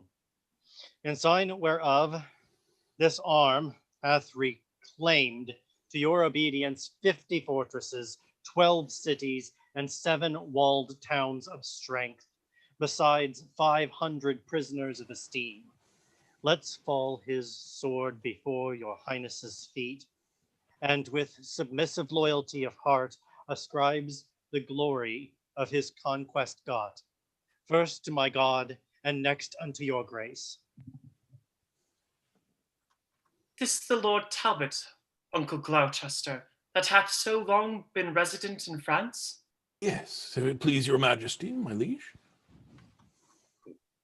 Welcome, brave captain and victorious lord. When I was young, as yet I am not old, I do remember how my father said a stouter champion never handled sword. Long since we were resolved of your truth, your faithful service, and your toil in war. Yet never have you tasted our reward or been regarded with so much as thanks, because till now we never saw your face. Therefore stand up, and for these good deserts, we here create you Earl of Shrewsbury, and in our coronation, take your place. All except Vernon and Basset exit. Now, sir, To you that were so hot at sea, disgracing of these colors that I wear, in honor of my noble Lord of York, darest thou maintain the former words thou spakest? Yes, sir, as well as you dare patronage the envious barking of your saucy tongue against my lord, the Duke of Somerset. Sirrah, thy lord I honor as he is. Why, what is he, as good a man as York? Hark you, not so. In witness take that. Villain, thou knowest, the law of arms is such that whoso draws a sword, 'tis present death, or else this blow should broach thy dearest blood. But I'll undo his majesty and crave I may have liberty to venge this wrong. When thou shalt see, I'll meet thee to thy cost. He exits. Well, miscreant, I'll be there as soon as you, and after meet you sooner than you would. He exits. End of Act 3. Act 4, Scene 1. Enter the king, with Gloucester, Winchester, Talbot, Exeter, York, and Warwick with white roses, Suffolk and Somerset with red roses, the governor of Paris, and others. Lord Bishop, set the crown upon his head. God save King Henry, of that name the 6th. Now, Governor of Paris, take your oath.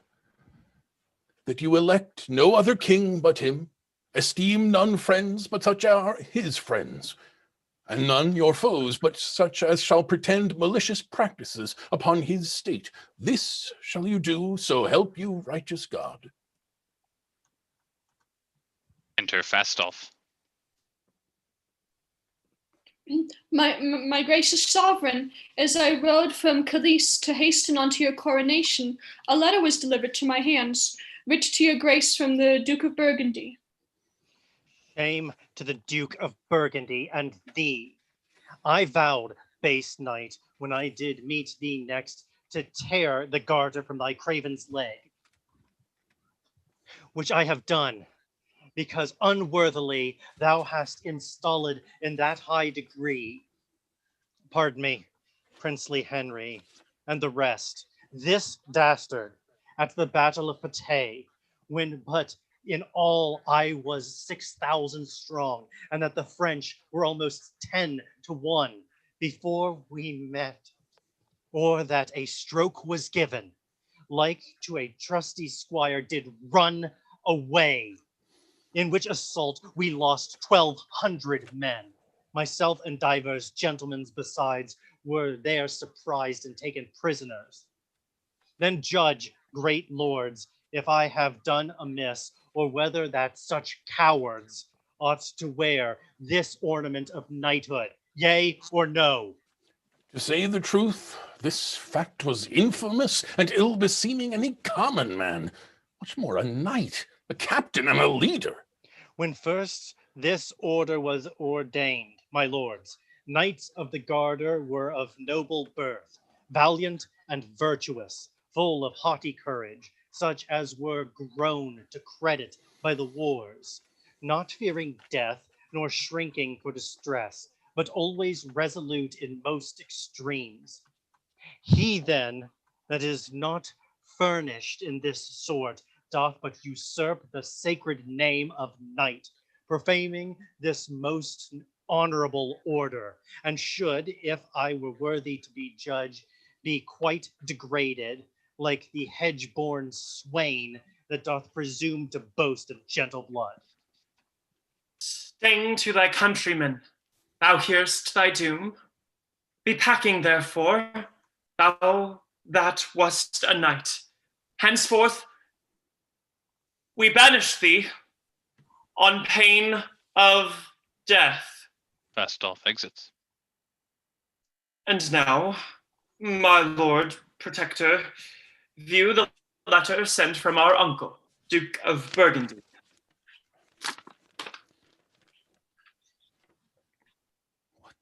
His grace that he hath changed his style. No more but plain and bluntly to the king. Hath he forgot he is his sovereign? Or doth this churlish superscription pretend some alteration in goodwill. What's here? I have, upon especial cause, moved with compassion of my country's wrack, together with the pitiful complaints of such as your oppression feeds upon, forsaken your pernicious faction, and joined with Charles, the rightful king of France. Monstrous treachery! Can this be so? That in alliance, amity, and oaths there should be found such false dissembling guile? What? Doth my uncle Burgundy revolt? He doth, my lord, and it become your foe.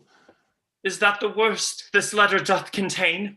It is the worst and all, my lord, he writes. Why then, Lord Talbot, there shall talk with him and give him chastisement for this abuse. How say you, my lord? Are you not content? Content, my liege.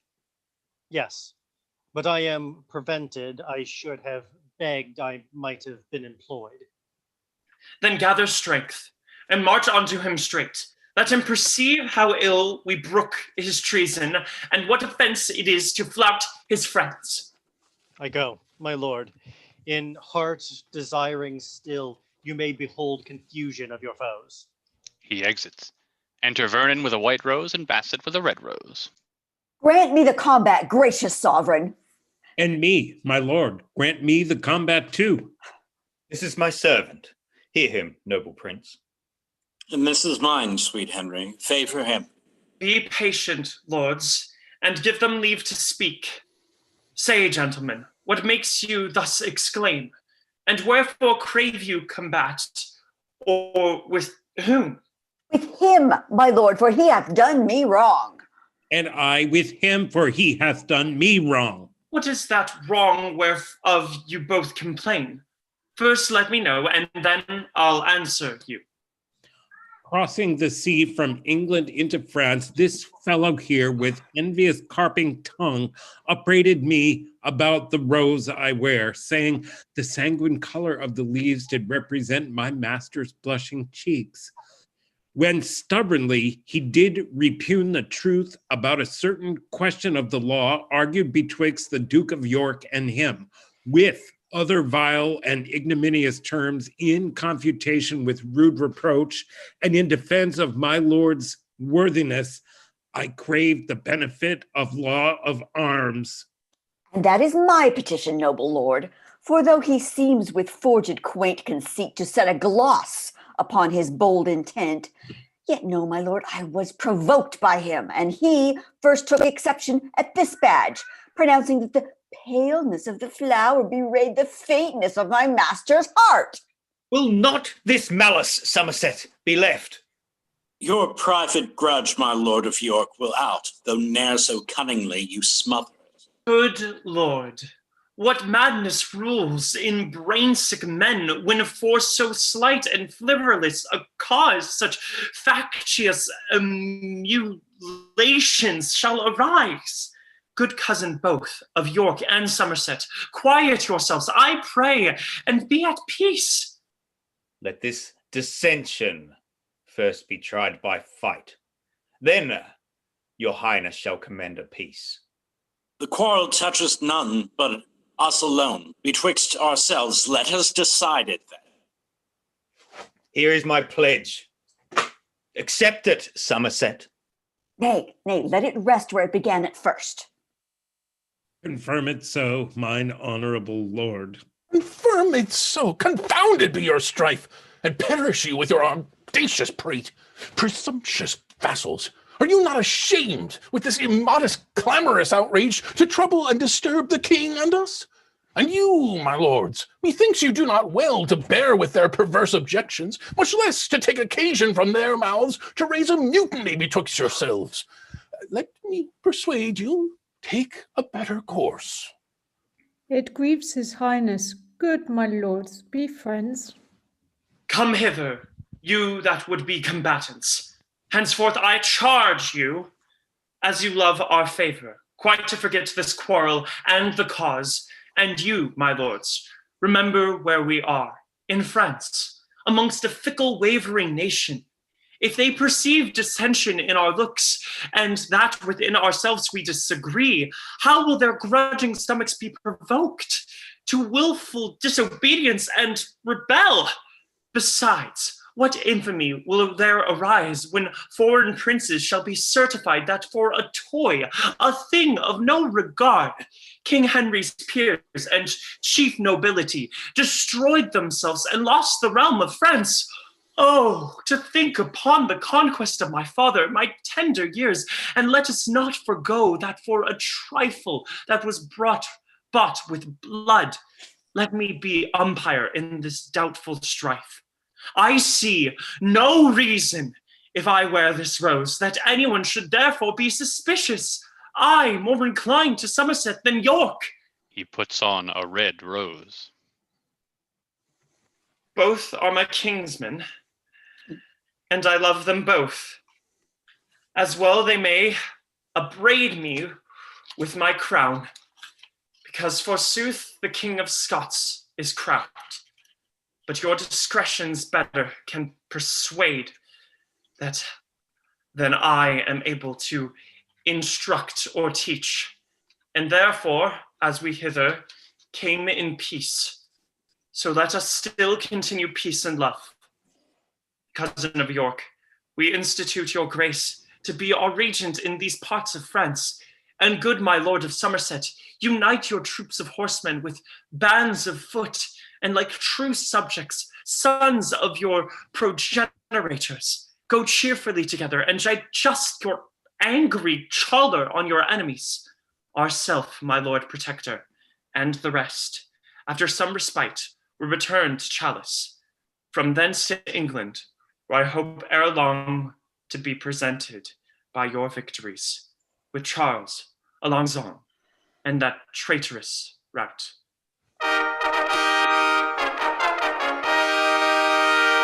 All but York, Warwick, Exeter, and Vernon exit. My lord of York, I promise you the king prettily methought did play the orator. So he did. But yet I like it not in that he wears the badge of Somerset. That was but his fancy. Blame him not. I dare presume, sweet prince, he thought no harm. And if... But let it rest. Other affairs must now be managed. York, Warwick, and Vernon exit. Exeter remains. Well didst thou, Richard, to suppress thy voice, for had the passions of thy heart burst out, I fear we should have seen deciphered there more rancorous spite, more furious rage and boils, than yet can be imagined or supposed.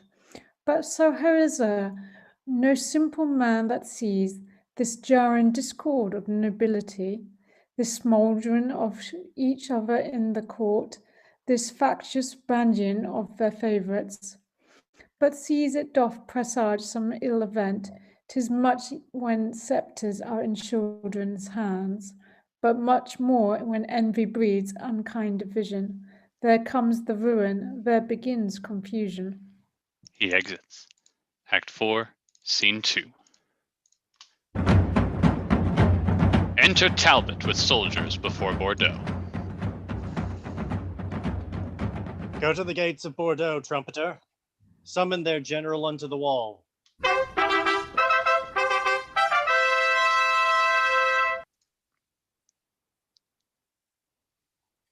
Enter the general. English John Talbot, captains, calls you forth, servant in arms to Harry, King of England, and thus he would open your city gates. Be humble to us, call my sovereign yours, and do him homage as obedient subjects, and I'll withdraw me and my bloody power. But if you frown upon this proffered peace, you tempt the fury of my three attendants, lean famine, quartering steel, and climbing fire, who in a moment, even with the earth, shall lay your stately and air-braving towers, if you forsake the offer of their love.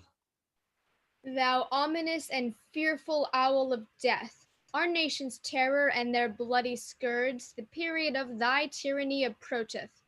On us thou canst not enter but by death. For I protest we are well fortified, and strong enough to issue out and fight. If thou retire, the Dauphin, well appointed, stands with the snares of war to tangle thee. On either hand thee, there are squadrons pitched to wall thee from the liberty of flight. And no way canst thou turn thee for redress, but death doth front thee with apparent spoil, and pale destruction meets thee in the face. 10,000 French have ta'en this sacrament to rive their dangerous artillery upon no Christian soul but English Talbot.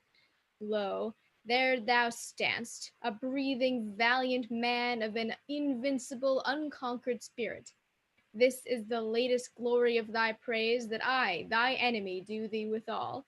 For ere the glass that now begins to run finish the process of this sandy hour, these eyes, that see thee now well colored, shall see thee withered, bloody, pale, and dead. Hark, hark, the Dauphin's drum, a warning bell, sings heavy music to thy timorous soul, and mine shall ring thy dire departure out. He exits. He fables not. I hear the enemy. Out some light horsemen, and peruse their wings. Some soldiers exit. Oh, negligent and heedless discipline. How are we parked and bounded in a pale, a little herd of England's timorous deer, mazed with a yelping kennel of French curs.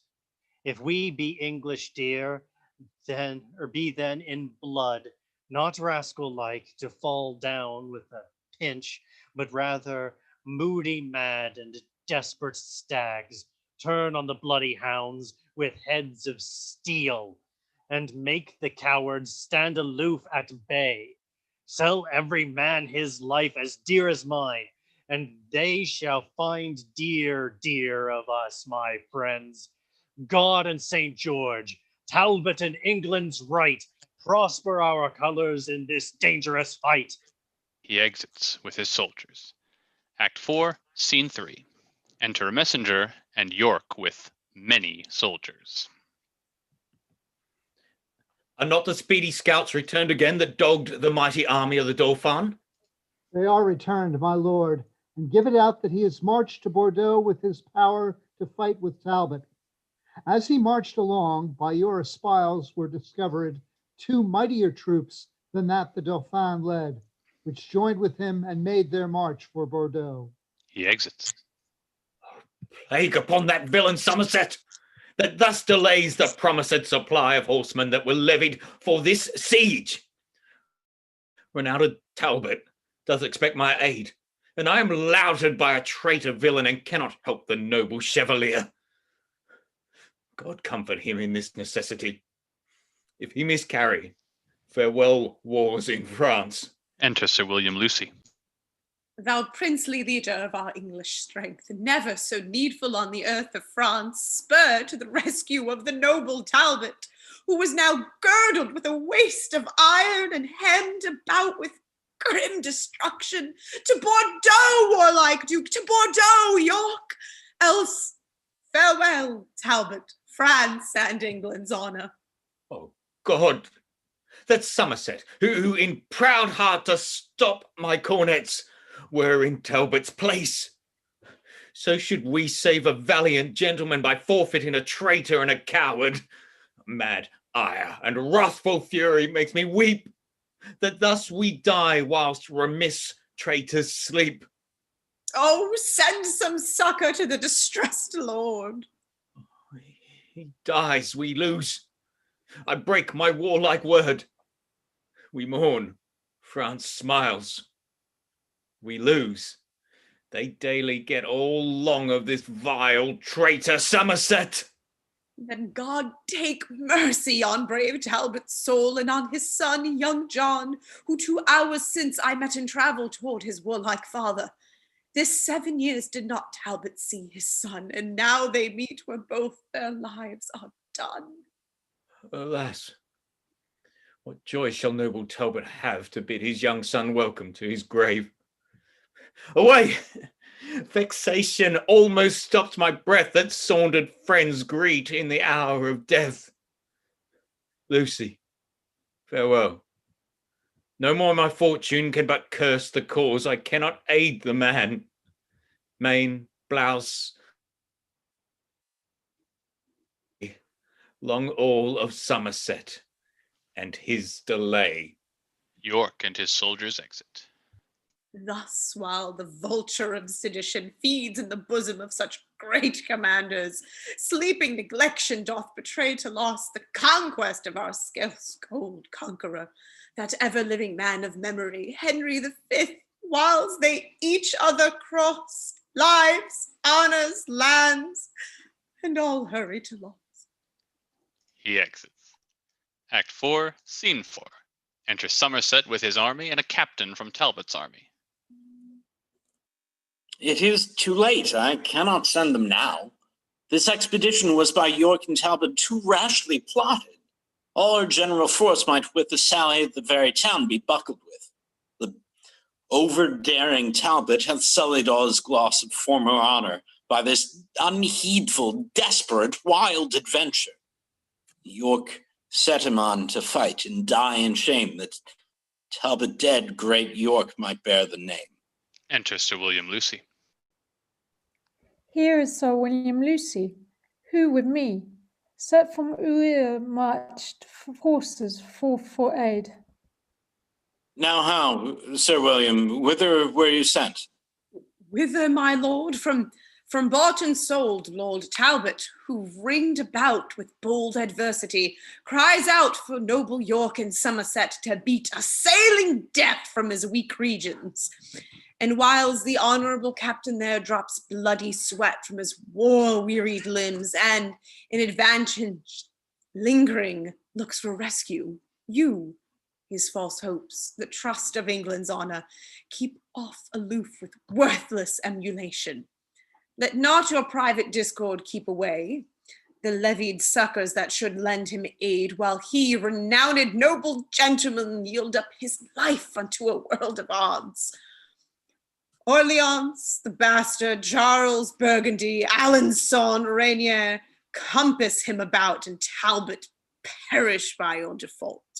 York set him on. York should have sent him aid. And York as fast upon your grace exclaims, swearing that you withhold his levied host, collected for this expedition. York lies. He might have sent and had the horse. I owe him little duty and less love, and take foul scorn to fawn on him by sending. The fraud of England, not the force of France, hath now entrapped the noble-minded Talbot. Never to England shall he bear his life, but dies betrayed to fortune by your strife. Come, go. I will dispatch the horsemen straight. Within 6 hours they will be at his aid.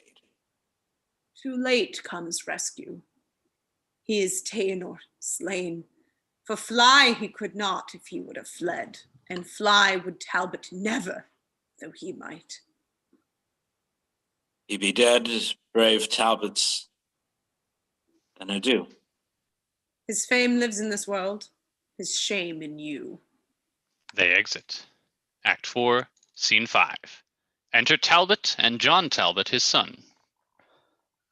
Oh, young John Talbot, I did send for thee, to tutor thee in stratagems of war, that Talbot's name might be in thee revived, when sapless age and weak unable limbs should bring thy father to his drooping chair. But, oh, malignant and ill-boding stars, now thou art to come unto the feast of death, a terrible and unavoidable danger. Therefore, my dear boy, mount on my swiftest horse, and I'll direct thee how thou shalt escape. By sudden flight. Come, dally not, be gone. Is my name Talbot? And am I your son? And shall I fly? Oh, if you love my mother, dishonor not her honorable name to make a bastard and a slave of me. The world will say he is not Talbot's blood, that basely fled when noble Talbot stood. Fly, to revenge my death if I be slain. He that flies so will ne'er return again. If we both stay, we both are sure to die. Then let me stay, and father, do you fly? Your loss is great, so your regard should be. My worth unknown, no loss is known in me. Upon my death the French can little boast, in yours they will. In you all hopes are lost. Flight cannot stain the honor you have won, but mine it will, that no exploit have done. You fled for vantage, everyone will swear, but if I bow, they'll say it was for fear. There is no hope that ever I will stay if the first hour I shrink and run away. Here on my knee, I beg mortality, rather than life preserved with infamy. Shall all thy mother's hopes lie in one tomb? Aye, rather than I'll shame my mother's womb. Upon my blessing, I command thee go. To fight I will, but not to fly the foe. Part of thy father may be saved in thee. No part of him but will be shame in me. Thou never hadst renown, nor canst not lose it. Yes, your renowned name, shall flight abuse it. Thy father's charge shall clear thee from that stain. You cannot witness for me being slain. If death be so apparent, then both fly. And leave my followers here to fight and die? My age was never tainted with such shame. And shall my youth be guilty of such blame? No more can I be severed from your side than yourself in twain divide. Stay, go, do what you will, the like do I, for live I will not if my father die.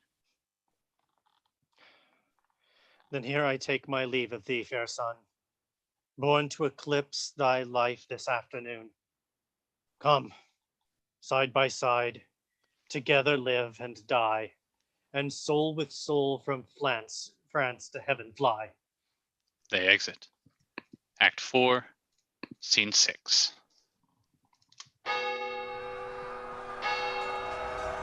Talbot's son John is hemmed about, and Talbot rescues him.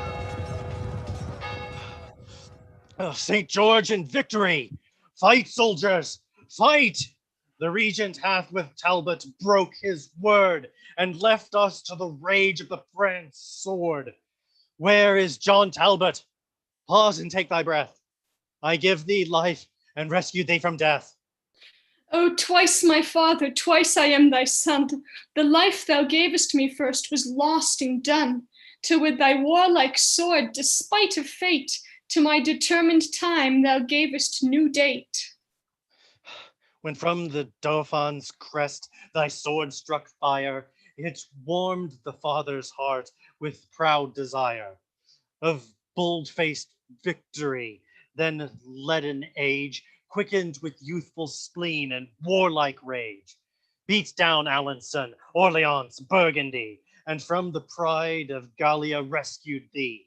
The ireful bastard Orleans that drew blood from thee, my boy, and had the maidenhood of thy first fight, I soon encountered, and interchanging blows I quickly shed some of his bastard's blood, and in disgrace bespoke him thus: contaminated, base, and misbegotten blood I spill of thine, mean and right poor, for that pure blood of mine, which thou didst force from Talbot, my brave boy.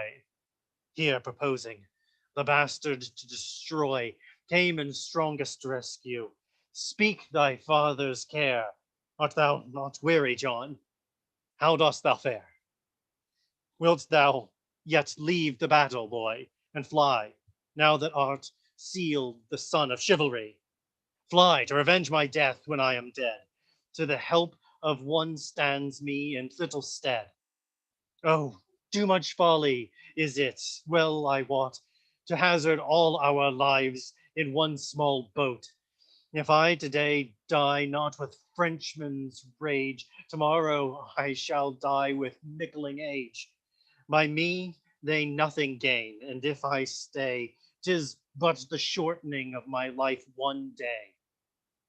In thee Thy mother dies, our household's name, my death's revenge, thy youth and England's fame. All these and more we hazard by thy stay. All these are saved if thou wilt away. The sword of Orleans hath not made me smart, that these words of yours draw lifeblood from my heart. On that advantage, brought with such a shame, to save a paltry life and slay bright fame. Before young Talbot from old Talbot fly, the coward horse that bears me fall and die. And like me to the peasant boys of France, to be shame, scorn, and subject of mischance. Surely by all the glory you have won, and if I fly, I am not Talbot's son. Then talk no more of flight, it is no boot. If son to Talbot, die at Talbot's foot. Then follow thou thy desperate sire of Crete, thou Icarus, thy life to me is sweet. If thou wilt fight, fight by thy father's side, and commendable proved, let's die in pride. They exit. Act 4, Scene 7. Enter Talbot, led by a servant.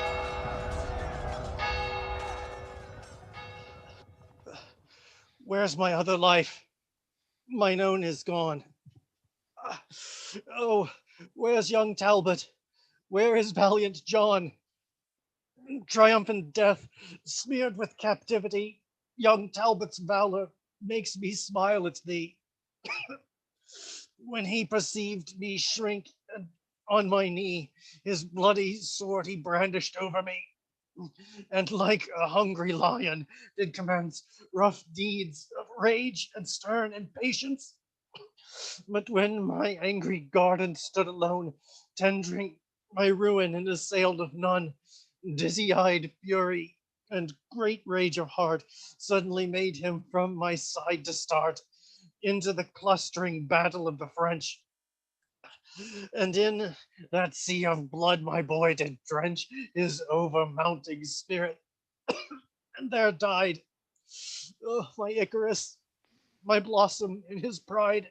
Enter soldiers bearing the body of John Talbot. Oh, my dear lord, lo where your son is born. Thou antic death, which laughst us here to scorn, anon from thy insulting tyranny, coupled in bonds of perpetuity. Two Talbots winged through the lither sky, in thy desperate shall scape mortality. Oh, thou whose wounds become hard-favored death, speak to thy father ere thou yield thy breath. Brave death by speaking, whether he will or no. Imagine him a Frenchman and thy foe. Poor boy, he smiles, methinks, as who should say, had death been French, then death had died today. Come, come, and lay him in his father's arms. My spirit can no longer bear these harms. Soldiers, adieu. I have what I would have. Now my old arms are young John Talbot's grave. He dies. The soldiers exit. Charles, Alençon, Burgundy, the bastard of Orleans, with Joan le Pucelle and all their forces enter. Had York and Somerset brought rescuing, we should have found a bloody day of this. How the young whelp of Talbot's raging wood did flesh his puny sword in Frenchman's blood. Once I encountered him, and thus I said, "Thou maiden youth, be vanquished by a maid." But with a proud, majestical, high scorn, he answered thus, "Yon Talbot was not born to be the pillage of a Gilgit witch." So, rushing in the bowels of the French, he left me proudly as unworthy fight. Doubtless he would have made a noble knight. See where he lies enharced in the arms of the most bloody nurser of his harms. Hew them to pieces, hack their bones asunder, whose life is England's glory, Gallia's wonder. Oh no, forbear. For that which we have fled during the life, let us not wrong it dead. Enter Sir William Lucy with attendants and a French herald. Herald, conduct me to the Dauphin's tent to know who hath obtained the glory of the day. On what submissive message art thou sent? Submission, Dauphin? 'Tis a mere French word. We English warriors wot not what it means. I come to know what prisoners thou hast ta'en, and to survey the bodies of the dead. For prisoners, asked thou? Hell our prison is. But tell me whom thou seek'st. But where's the great Alcides of the field, valiant Lord Talbot, Earl of Shrewsbury, created for this rare success in arms, great Earl of Washford, Waterford, and Valence, Lord Talbot of Goodrich and Urchinfield, Lord Strange of Blackmere, Lord Verdun of Alton, Lord Cromwell of Wingfield, Lord Furnival of Sheffield, the thrice victorious Lord Falconbridge, Knight of the Noble Order of St. George, worthy St. Michael and the Golden Fleece, great Marshal to Henry VI of all his wars within the realm of France. Here's a silly state indeed. The Turk, that 52 kingdoms hath, writes not so tedious a style as this. Him that thou magnificest with all these titles, stinking and fly-born lies here at our feet.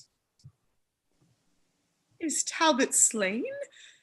The Frenchman's only scourge, your kingdom's terror and black nemesis? Oh, were mine eyeballs into bullets turned, that I enraged might shoot them at your faces. Oh, that I could but call these dead to life, it were enough to fright the realm of France.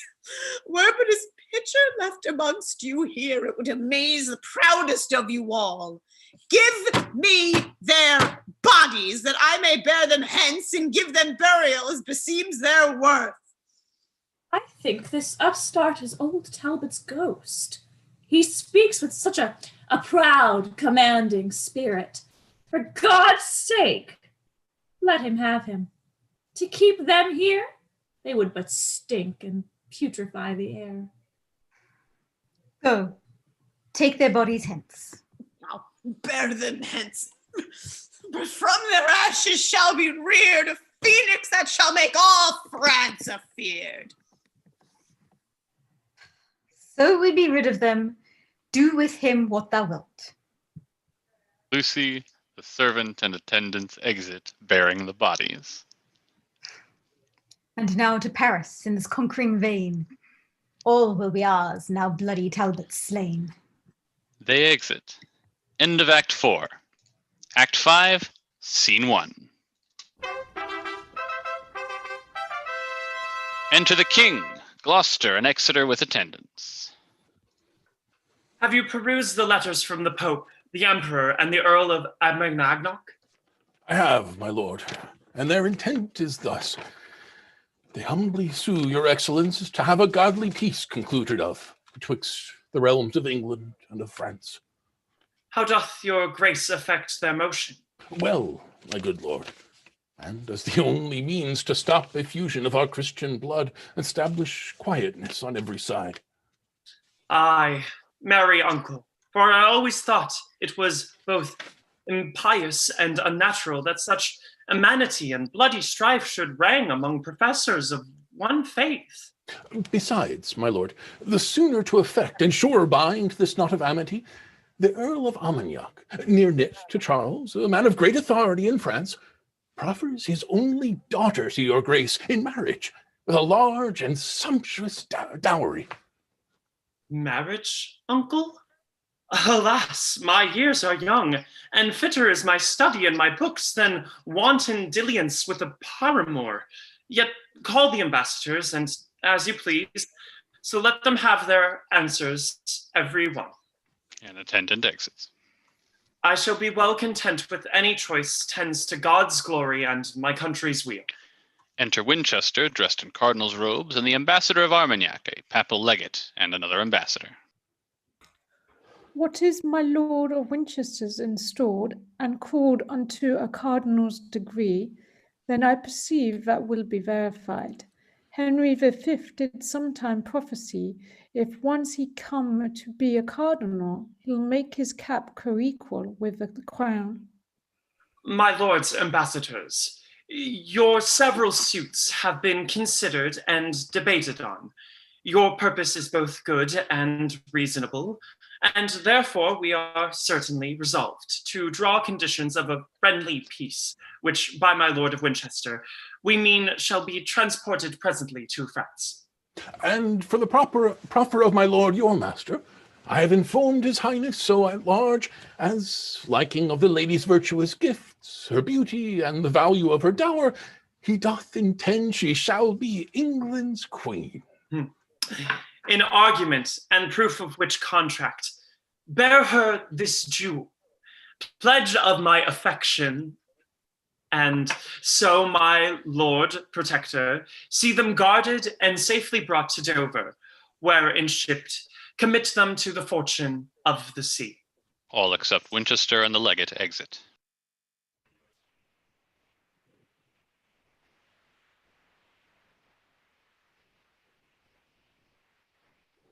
Stay, my lord legate. You shall first receive the sum of money which I promised should be delivered to his holiness for clothing me in these grave ornaments. I will attend upon your lordship's leisure. Now Winchester will not submit, I trow, or be inferior to the proudest peer. Humphrey of Gloucester, thou shalt well perceive that neither in birth or for authority the bishop will be overborne by thee. I'll either make thee stoop and bend thy knee, or sack this country with a mutiny. He exits. Act 5, Scene 2. Enter Charles, Burgundy, Alençon, the bastard of Orleans, Renier, and Joan La Pucelle with soldiers. These news, my lords, may cheer our drooping spirits. 'Tis said the stout Parisians do revolt, and turn again unto the warlike French. March to Paris, royal Charles of France, and keep not back your powers in dalliance. Peace be amongst them if they turn to us, else ruin combat with their palaces. Enter a scout. Success unto our valiant general, and happiness to his accomplices.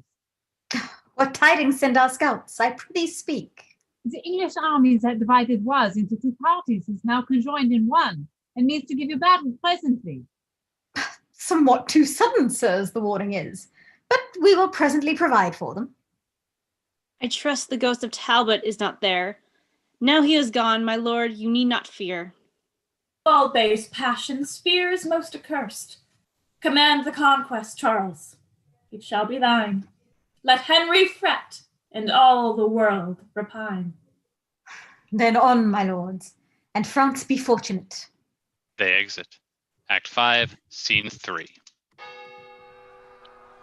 Enter Joan La Pucelle.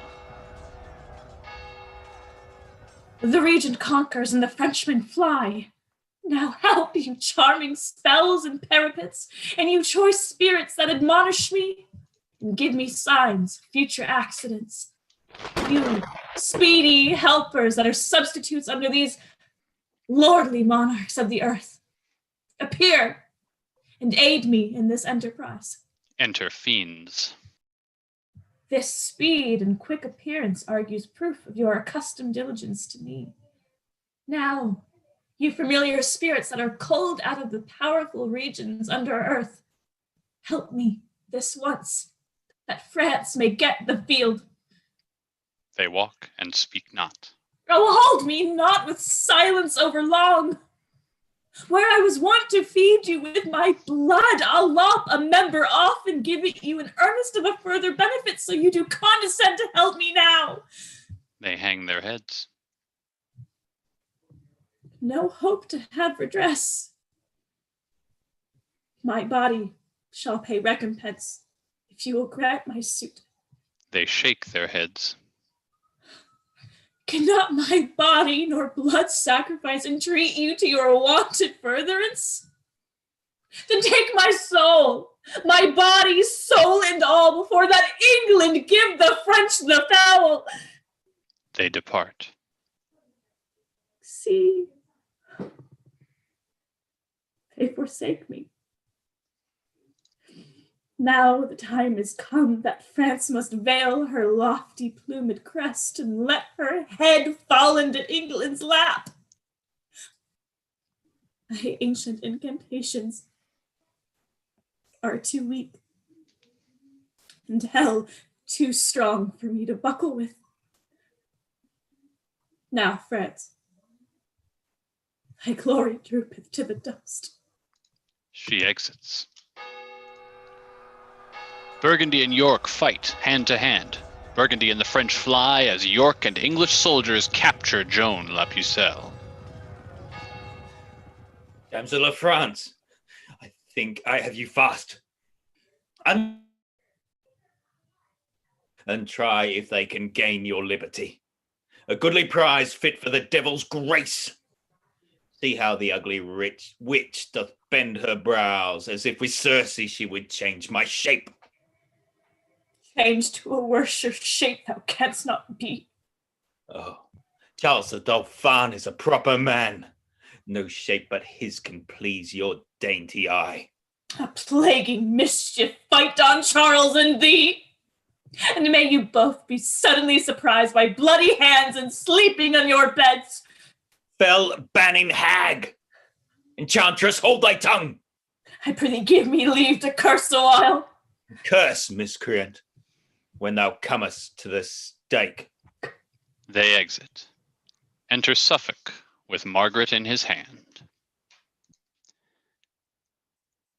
Be what thou will, thou art my prisoner. Oh, fairest beauty, do not fear nor fly, for I will touch thee but with reverent hands. I kiss these fingers for eternal peace, and lay them gently on thy tender side. Who art thou? Say, that I may honor thee. Margaret, my name, and daughter to a king, the King of Naples, whosoe'er thou art. An earl I am. Suffolk am I called. Be not offended, nature's miracle. Thou art allotted to be ta'en by me. So doth the swan her downy signet say, keeping them prisoner underneath her wings. Yet if this servile usage once offend, go and be free again, as Suffolk's friend. Stay. I have no power to let her pass. My hand would free her, but my heart says no. As plays the sun upon the glassy streams, twinkling another counterfeited beam, so seems this gorgeous beauty to mine eyes. Fain would I woo her, yet I dare not speak.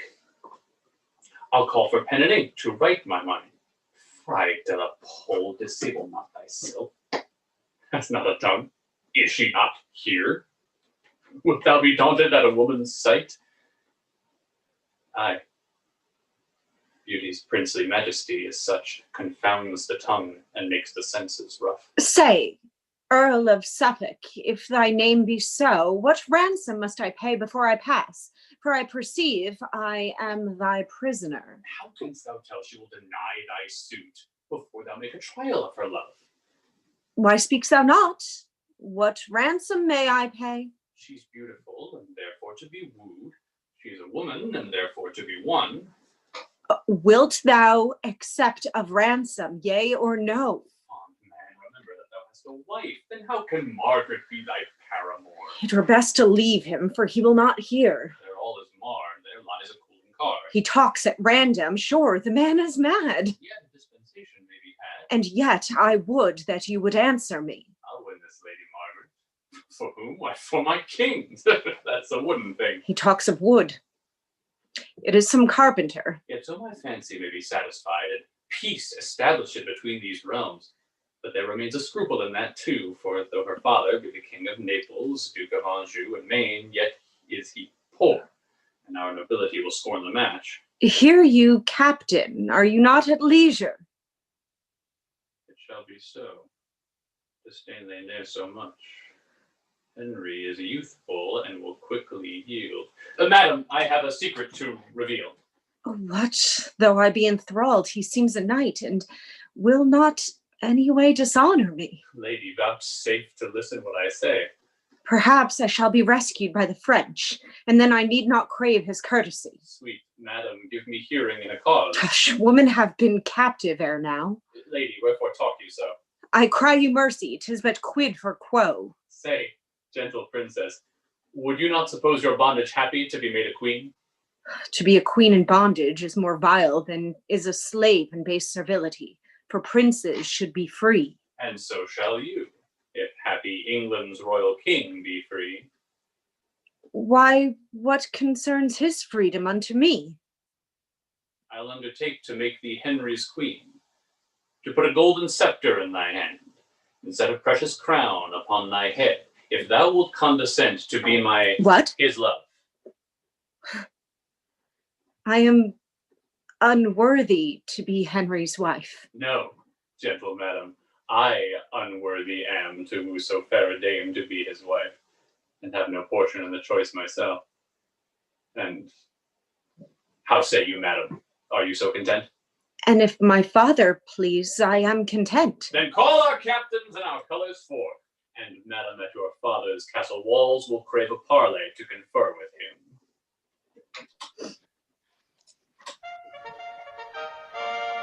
See, Renier, see thy daughter prisoner. To whom? To me. Suffolk, what remedy? I am a soldier, and unapt to weep or to exclaim on fortune's fickleness. Yes, there is remedy enough, my lord. Consent, and for thy honor give consent. Thy daughter shall be wedded to my king, whom I with pain have wooed and won thereto, and this her easy-held imprisonment hath gained thy daughter princely liberty. Speaks Suffolk as he thinks. Fair Margaret knows that Suffolk doth not flatter, face, or feign. Upon thy princely warrant, I descend to give the answer of thy just demand. And here I will expect thy coming.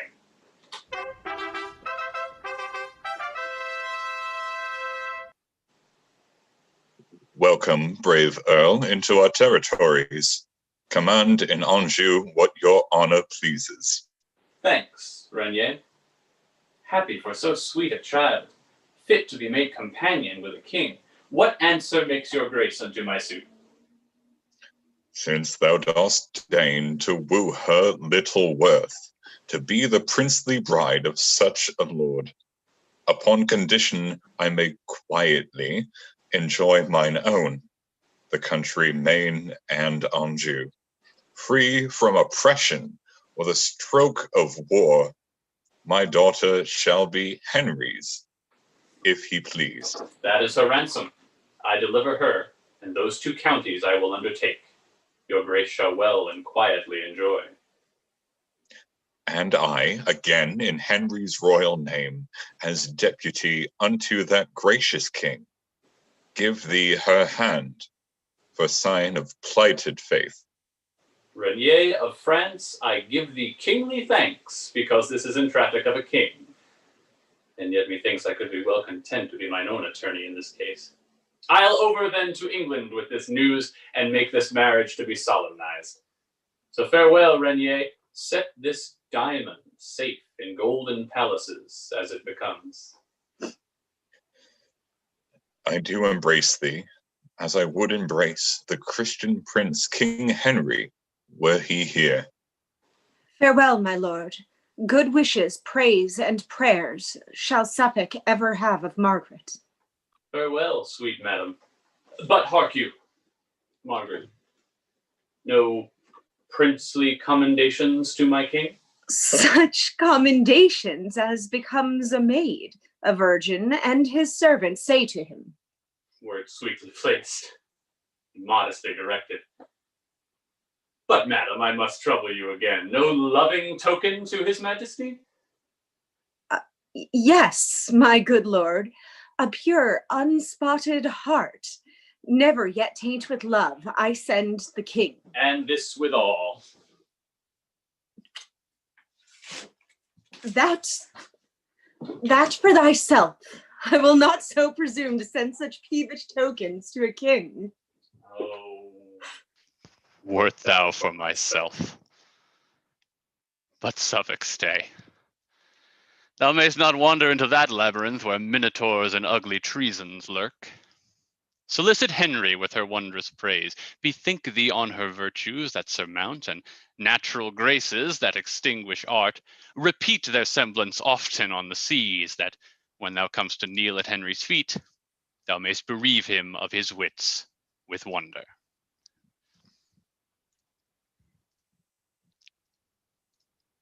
Act 5, Scene 4. Enter York, Warwick, the shepherd, and Joan La Pucelle, guarded. Bring forth that sorceress condemned to burn.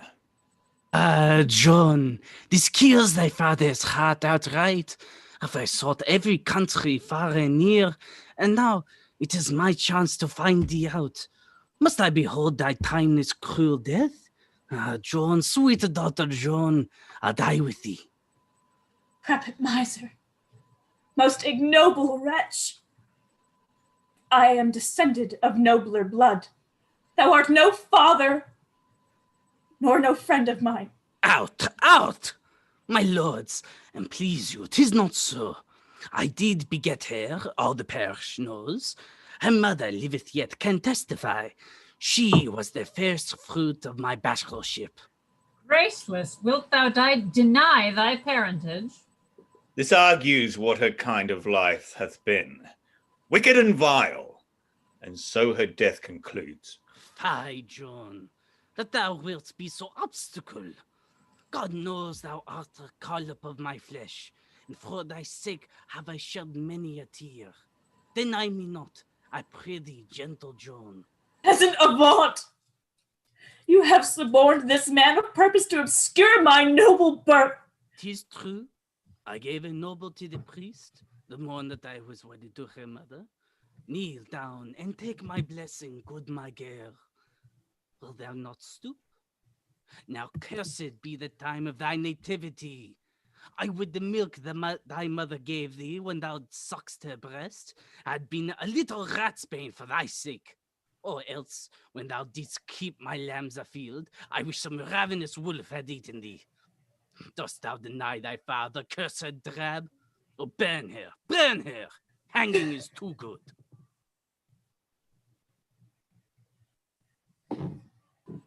Take her away, for she have lived too long to fill the world with vicious qualities. First, let me tell you whom you have condemned.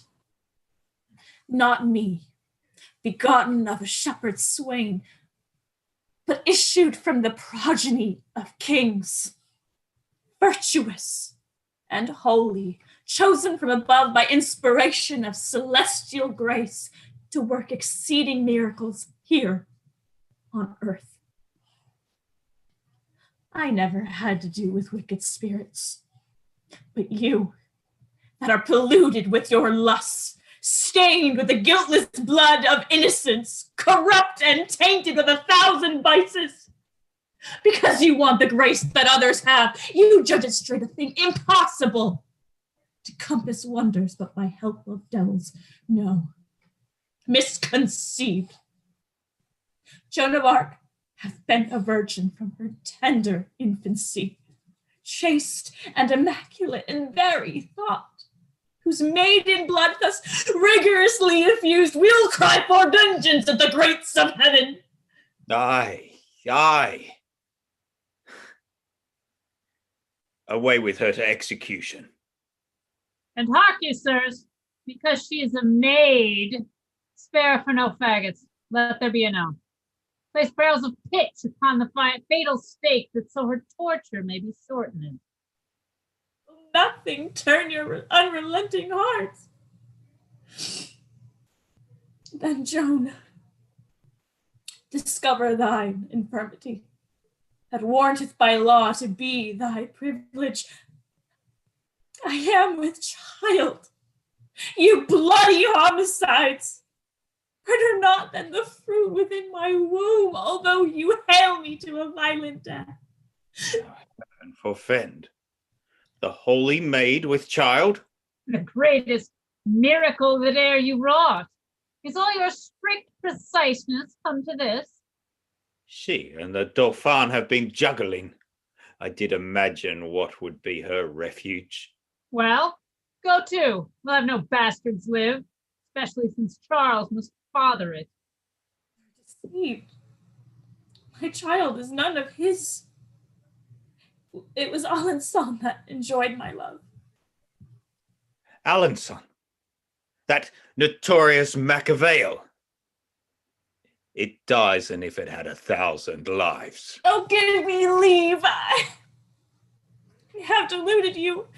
'Twas neither Charles nor yet the Duke I named, but Regnier, King of Naples, that prevailed. A married man? That's most intolerable. Why, here's a girl. I think me whom she may accuse. Besides, she's been liberal and free. And yet, forsooth, she is a virgin pure. Strumpet, thy words condemn thy brat and thee. Use no entreaty, for 'tis in vain.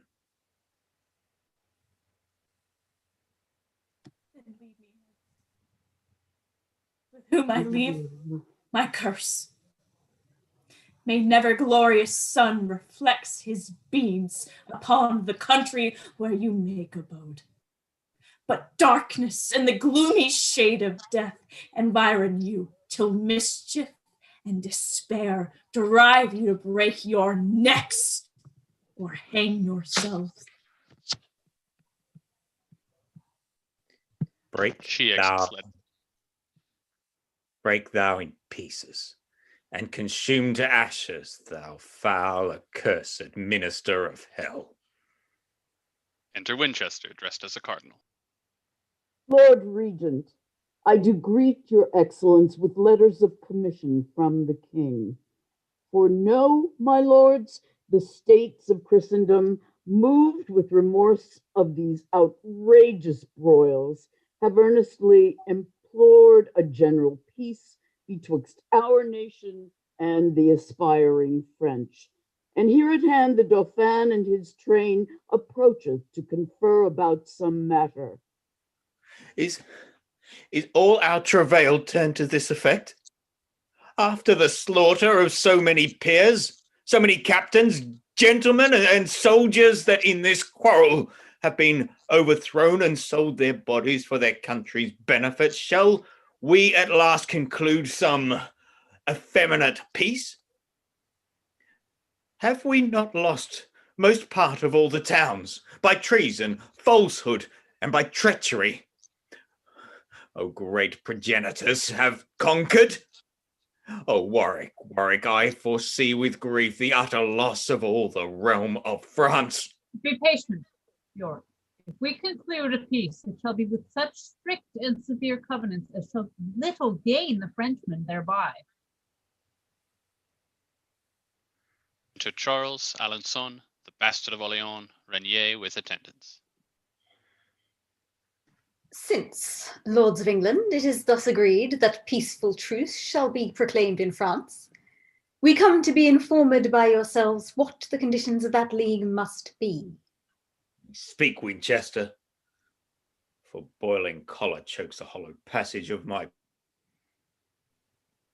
baneful enemies. Charles and the rest, it is enacted thus that in regard King Henry gives consent of mere compassion and of lenity to ease your country of distressful war and suffer you to breathe in fruitful peace. You shall become true liegemen to his crown, and Charles, upon condition thou wilt swear to pay him tribute and submit thyself, thou shalt be placed as viceroy under him, and still enjoy thy regal dignity. Must he be then, as shadow of himself, adorn his temples with a coronet, and yet in substance and authority retain the privilege of a private man? This proffer is absurd and reasonless. 'Tis known already that I am possessed with more than half the Gallian territories, and therein reverenced for their lawful king. Shall I, for lucre of the rest unvanquished, detract so much from that prerogative as to be called but viceroy of the whole? No, Lord Ambassador, I'll rather keep that which I have than, coveting for more, be cast from possibility of all. Insulting. Hast thou by secret means used intercession to obtain a league, and now the matter grows to compromise? Standest thou aloof upon comparison? Either accept the title thou usurpst, or of benefit proceeding from our king, and not of any challenge of desert, or we will plague thee with incessant wars. My lord, you do not well in obstinacy. To cavil in the courts of this contract, if once it be neglected, 10 to 1, we shall not find like opportunity. To say the truth, it is your policy to save your subjects from such massacre and ruthless slaughters as are daily seen by our proceeding in hostility, and therefore take this compact of a truce, although you break it when your pleasure serves. How sayest thou, Charles? Shall our conditions stand? It shall. Only reserved you claim no interest in any of our towns of garrison. Then swear allegiance to his majesty. As thou art knight, never to disobey nor to be rebellious to the crown of England, thou nor thy nobles to the crown.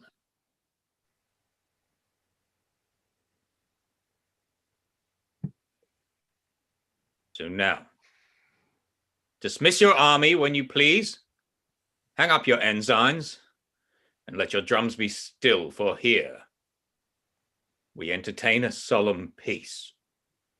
They exit. Act 5, Scene 5. Enter Suffolk in conference with the king, Gloucester and Exeter with attendants. Your wondrous rare description, noble Earl, of the beauteous Margaret hath astonished me.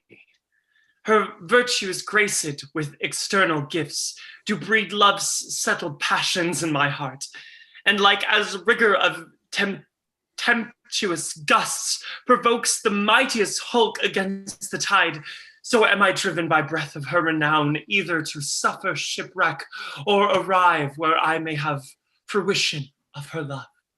My good lord, this superficial tale is but a preface of her worthy praise. The chief perfections of that lovely dame, had I sufficient skill to utter them, would make a volume of enticing lines, able to ravish any dull conceit. And, which is more, she is not so divine, so full replete with choice of all delights, but with as humble lowliness of mind. She is content to be at your command. Command, I mean, of virtuous, chaste intents, to love and honor Henry as her lord. And otherwise will Henry ne'er presume. Therefore, my lord protector, give consent that Margaret may be England's royal queen. So should I give consent to flatter sin? You know, my lord, your highness is betrothed unto another lady of esteem. How shall we then dispense with that contract, and not deface your honor with reproach? As doth a ruler with unlawful oaths, or one that at a triumph, having vowed to try his strength, forsaketh yet the lists by reason of his adversary's odds. A poor earl's daughter is unequal odds, and therefore may be broke without offence. What, I pray, is Margaret more than that? Her father is no better than an earl, although in glorious titles he excel. Yes, my lord, her father is a king, the king of Naples and Jerusalem, and of such great authority in France as his alliance will confirm our peace and keep the Frenchmen in allegiance. And so the Earl of Armagnac may do, because he is near kinsman unto Charles. Besides, his wealth doth warrant a liberal dower, where Reina Suno will receive and give. A dower, my lords. Disgrace not so your king, that he should be so abject, base, and poor, to choose for wealth, and not for perfect love. Henry is able to enrich his queen, and not to seek a queen to make him rich. So worthless peasants bargain for their wives as market men for oxen, sheep, or horse. Marriage is a matter of more worth than to be dealt in by attorneyship. Not whom we will, but whom his grace affects, must be companion of his nuptial bed. And therefore, lords, since he affects her most of all these reasons bindeth us, in our opinions, she should be preferred.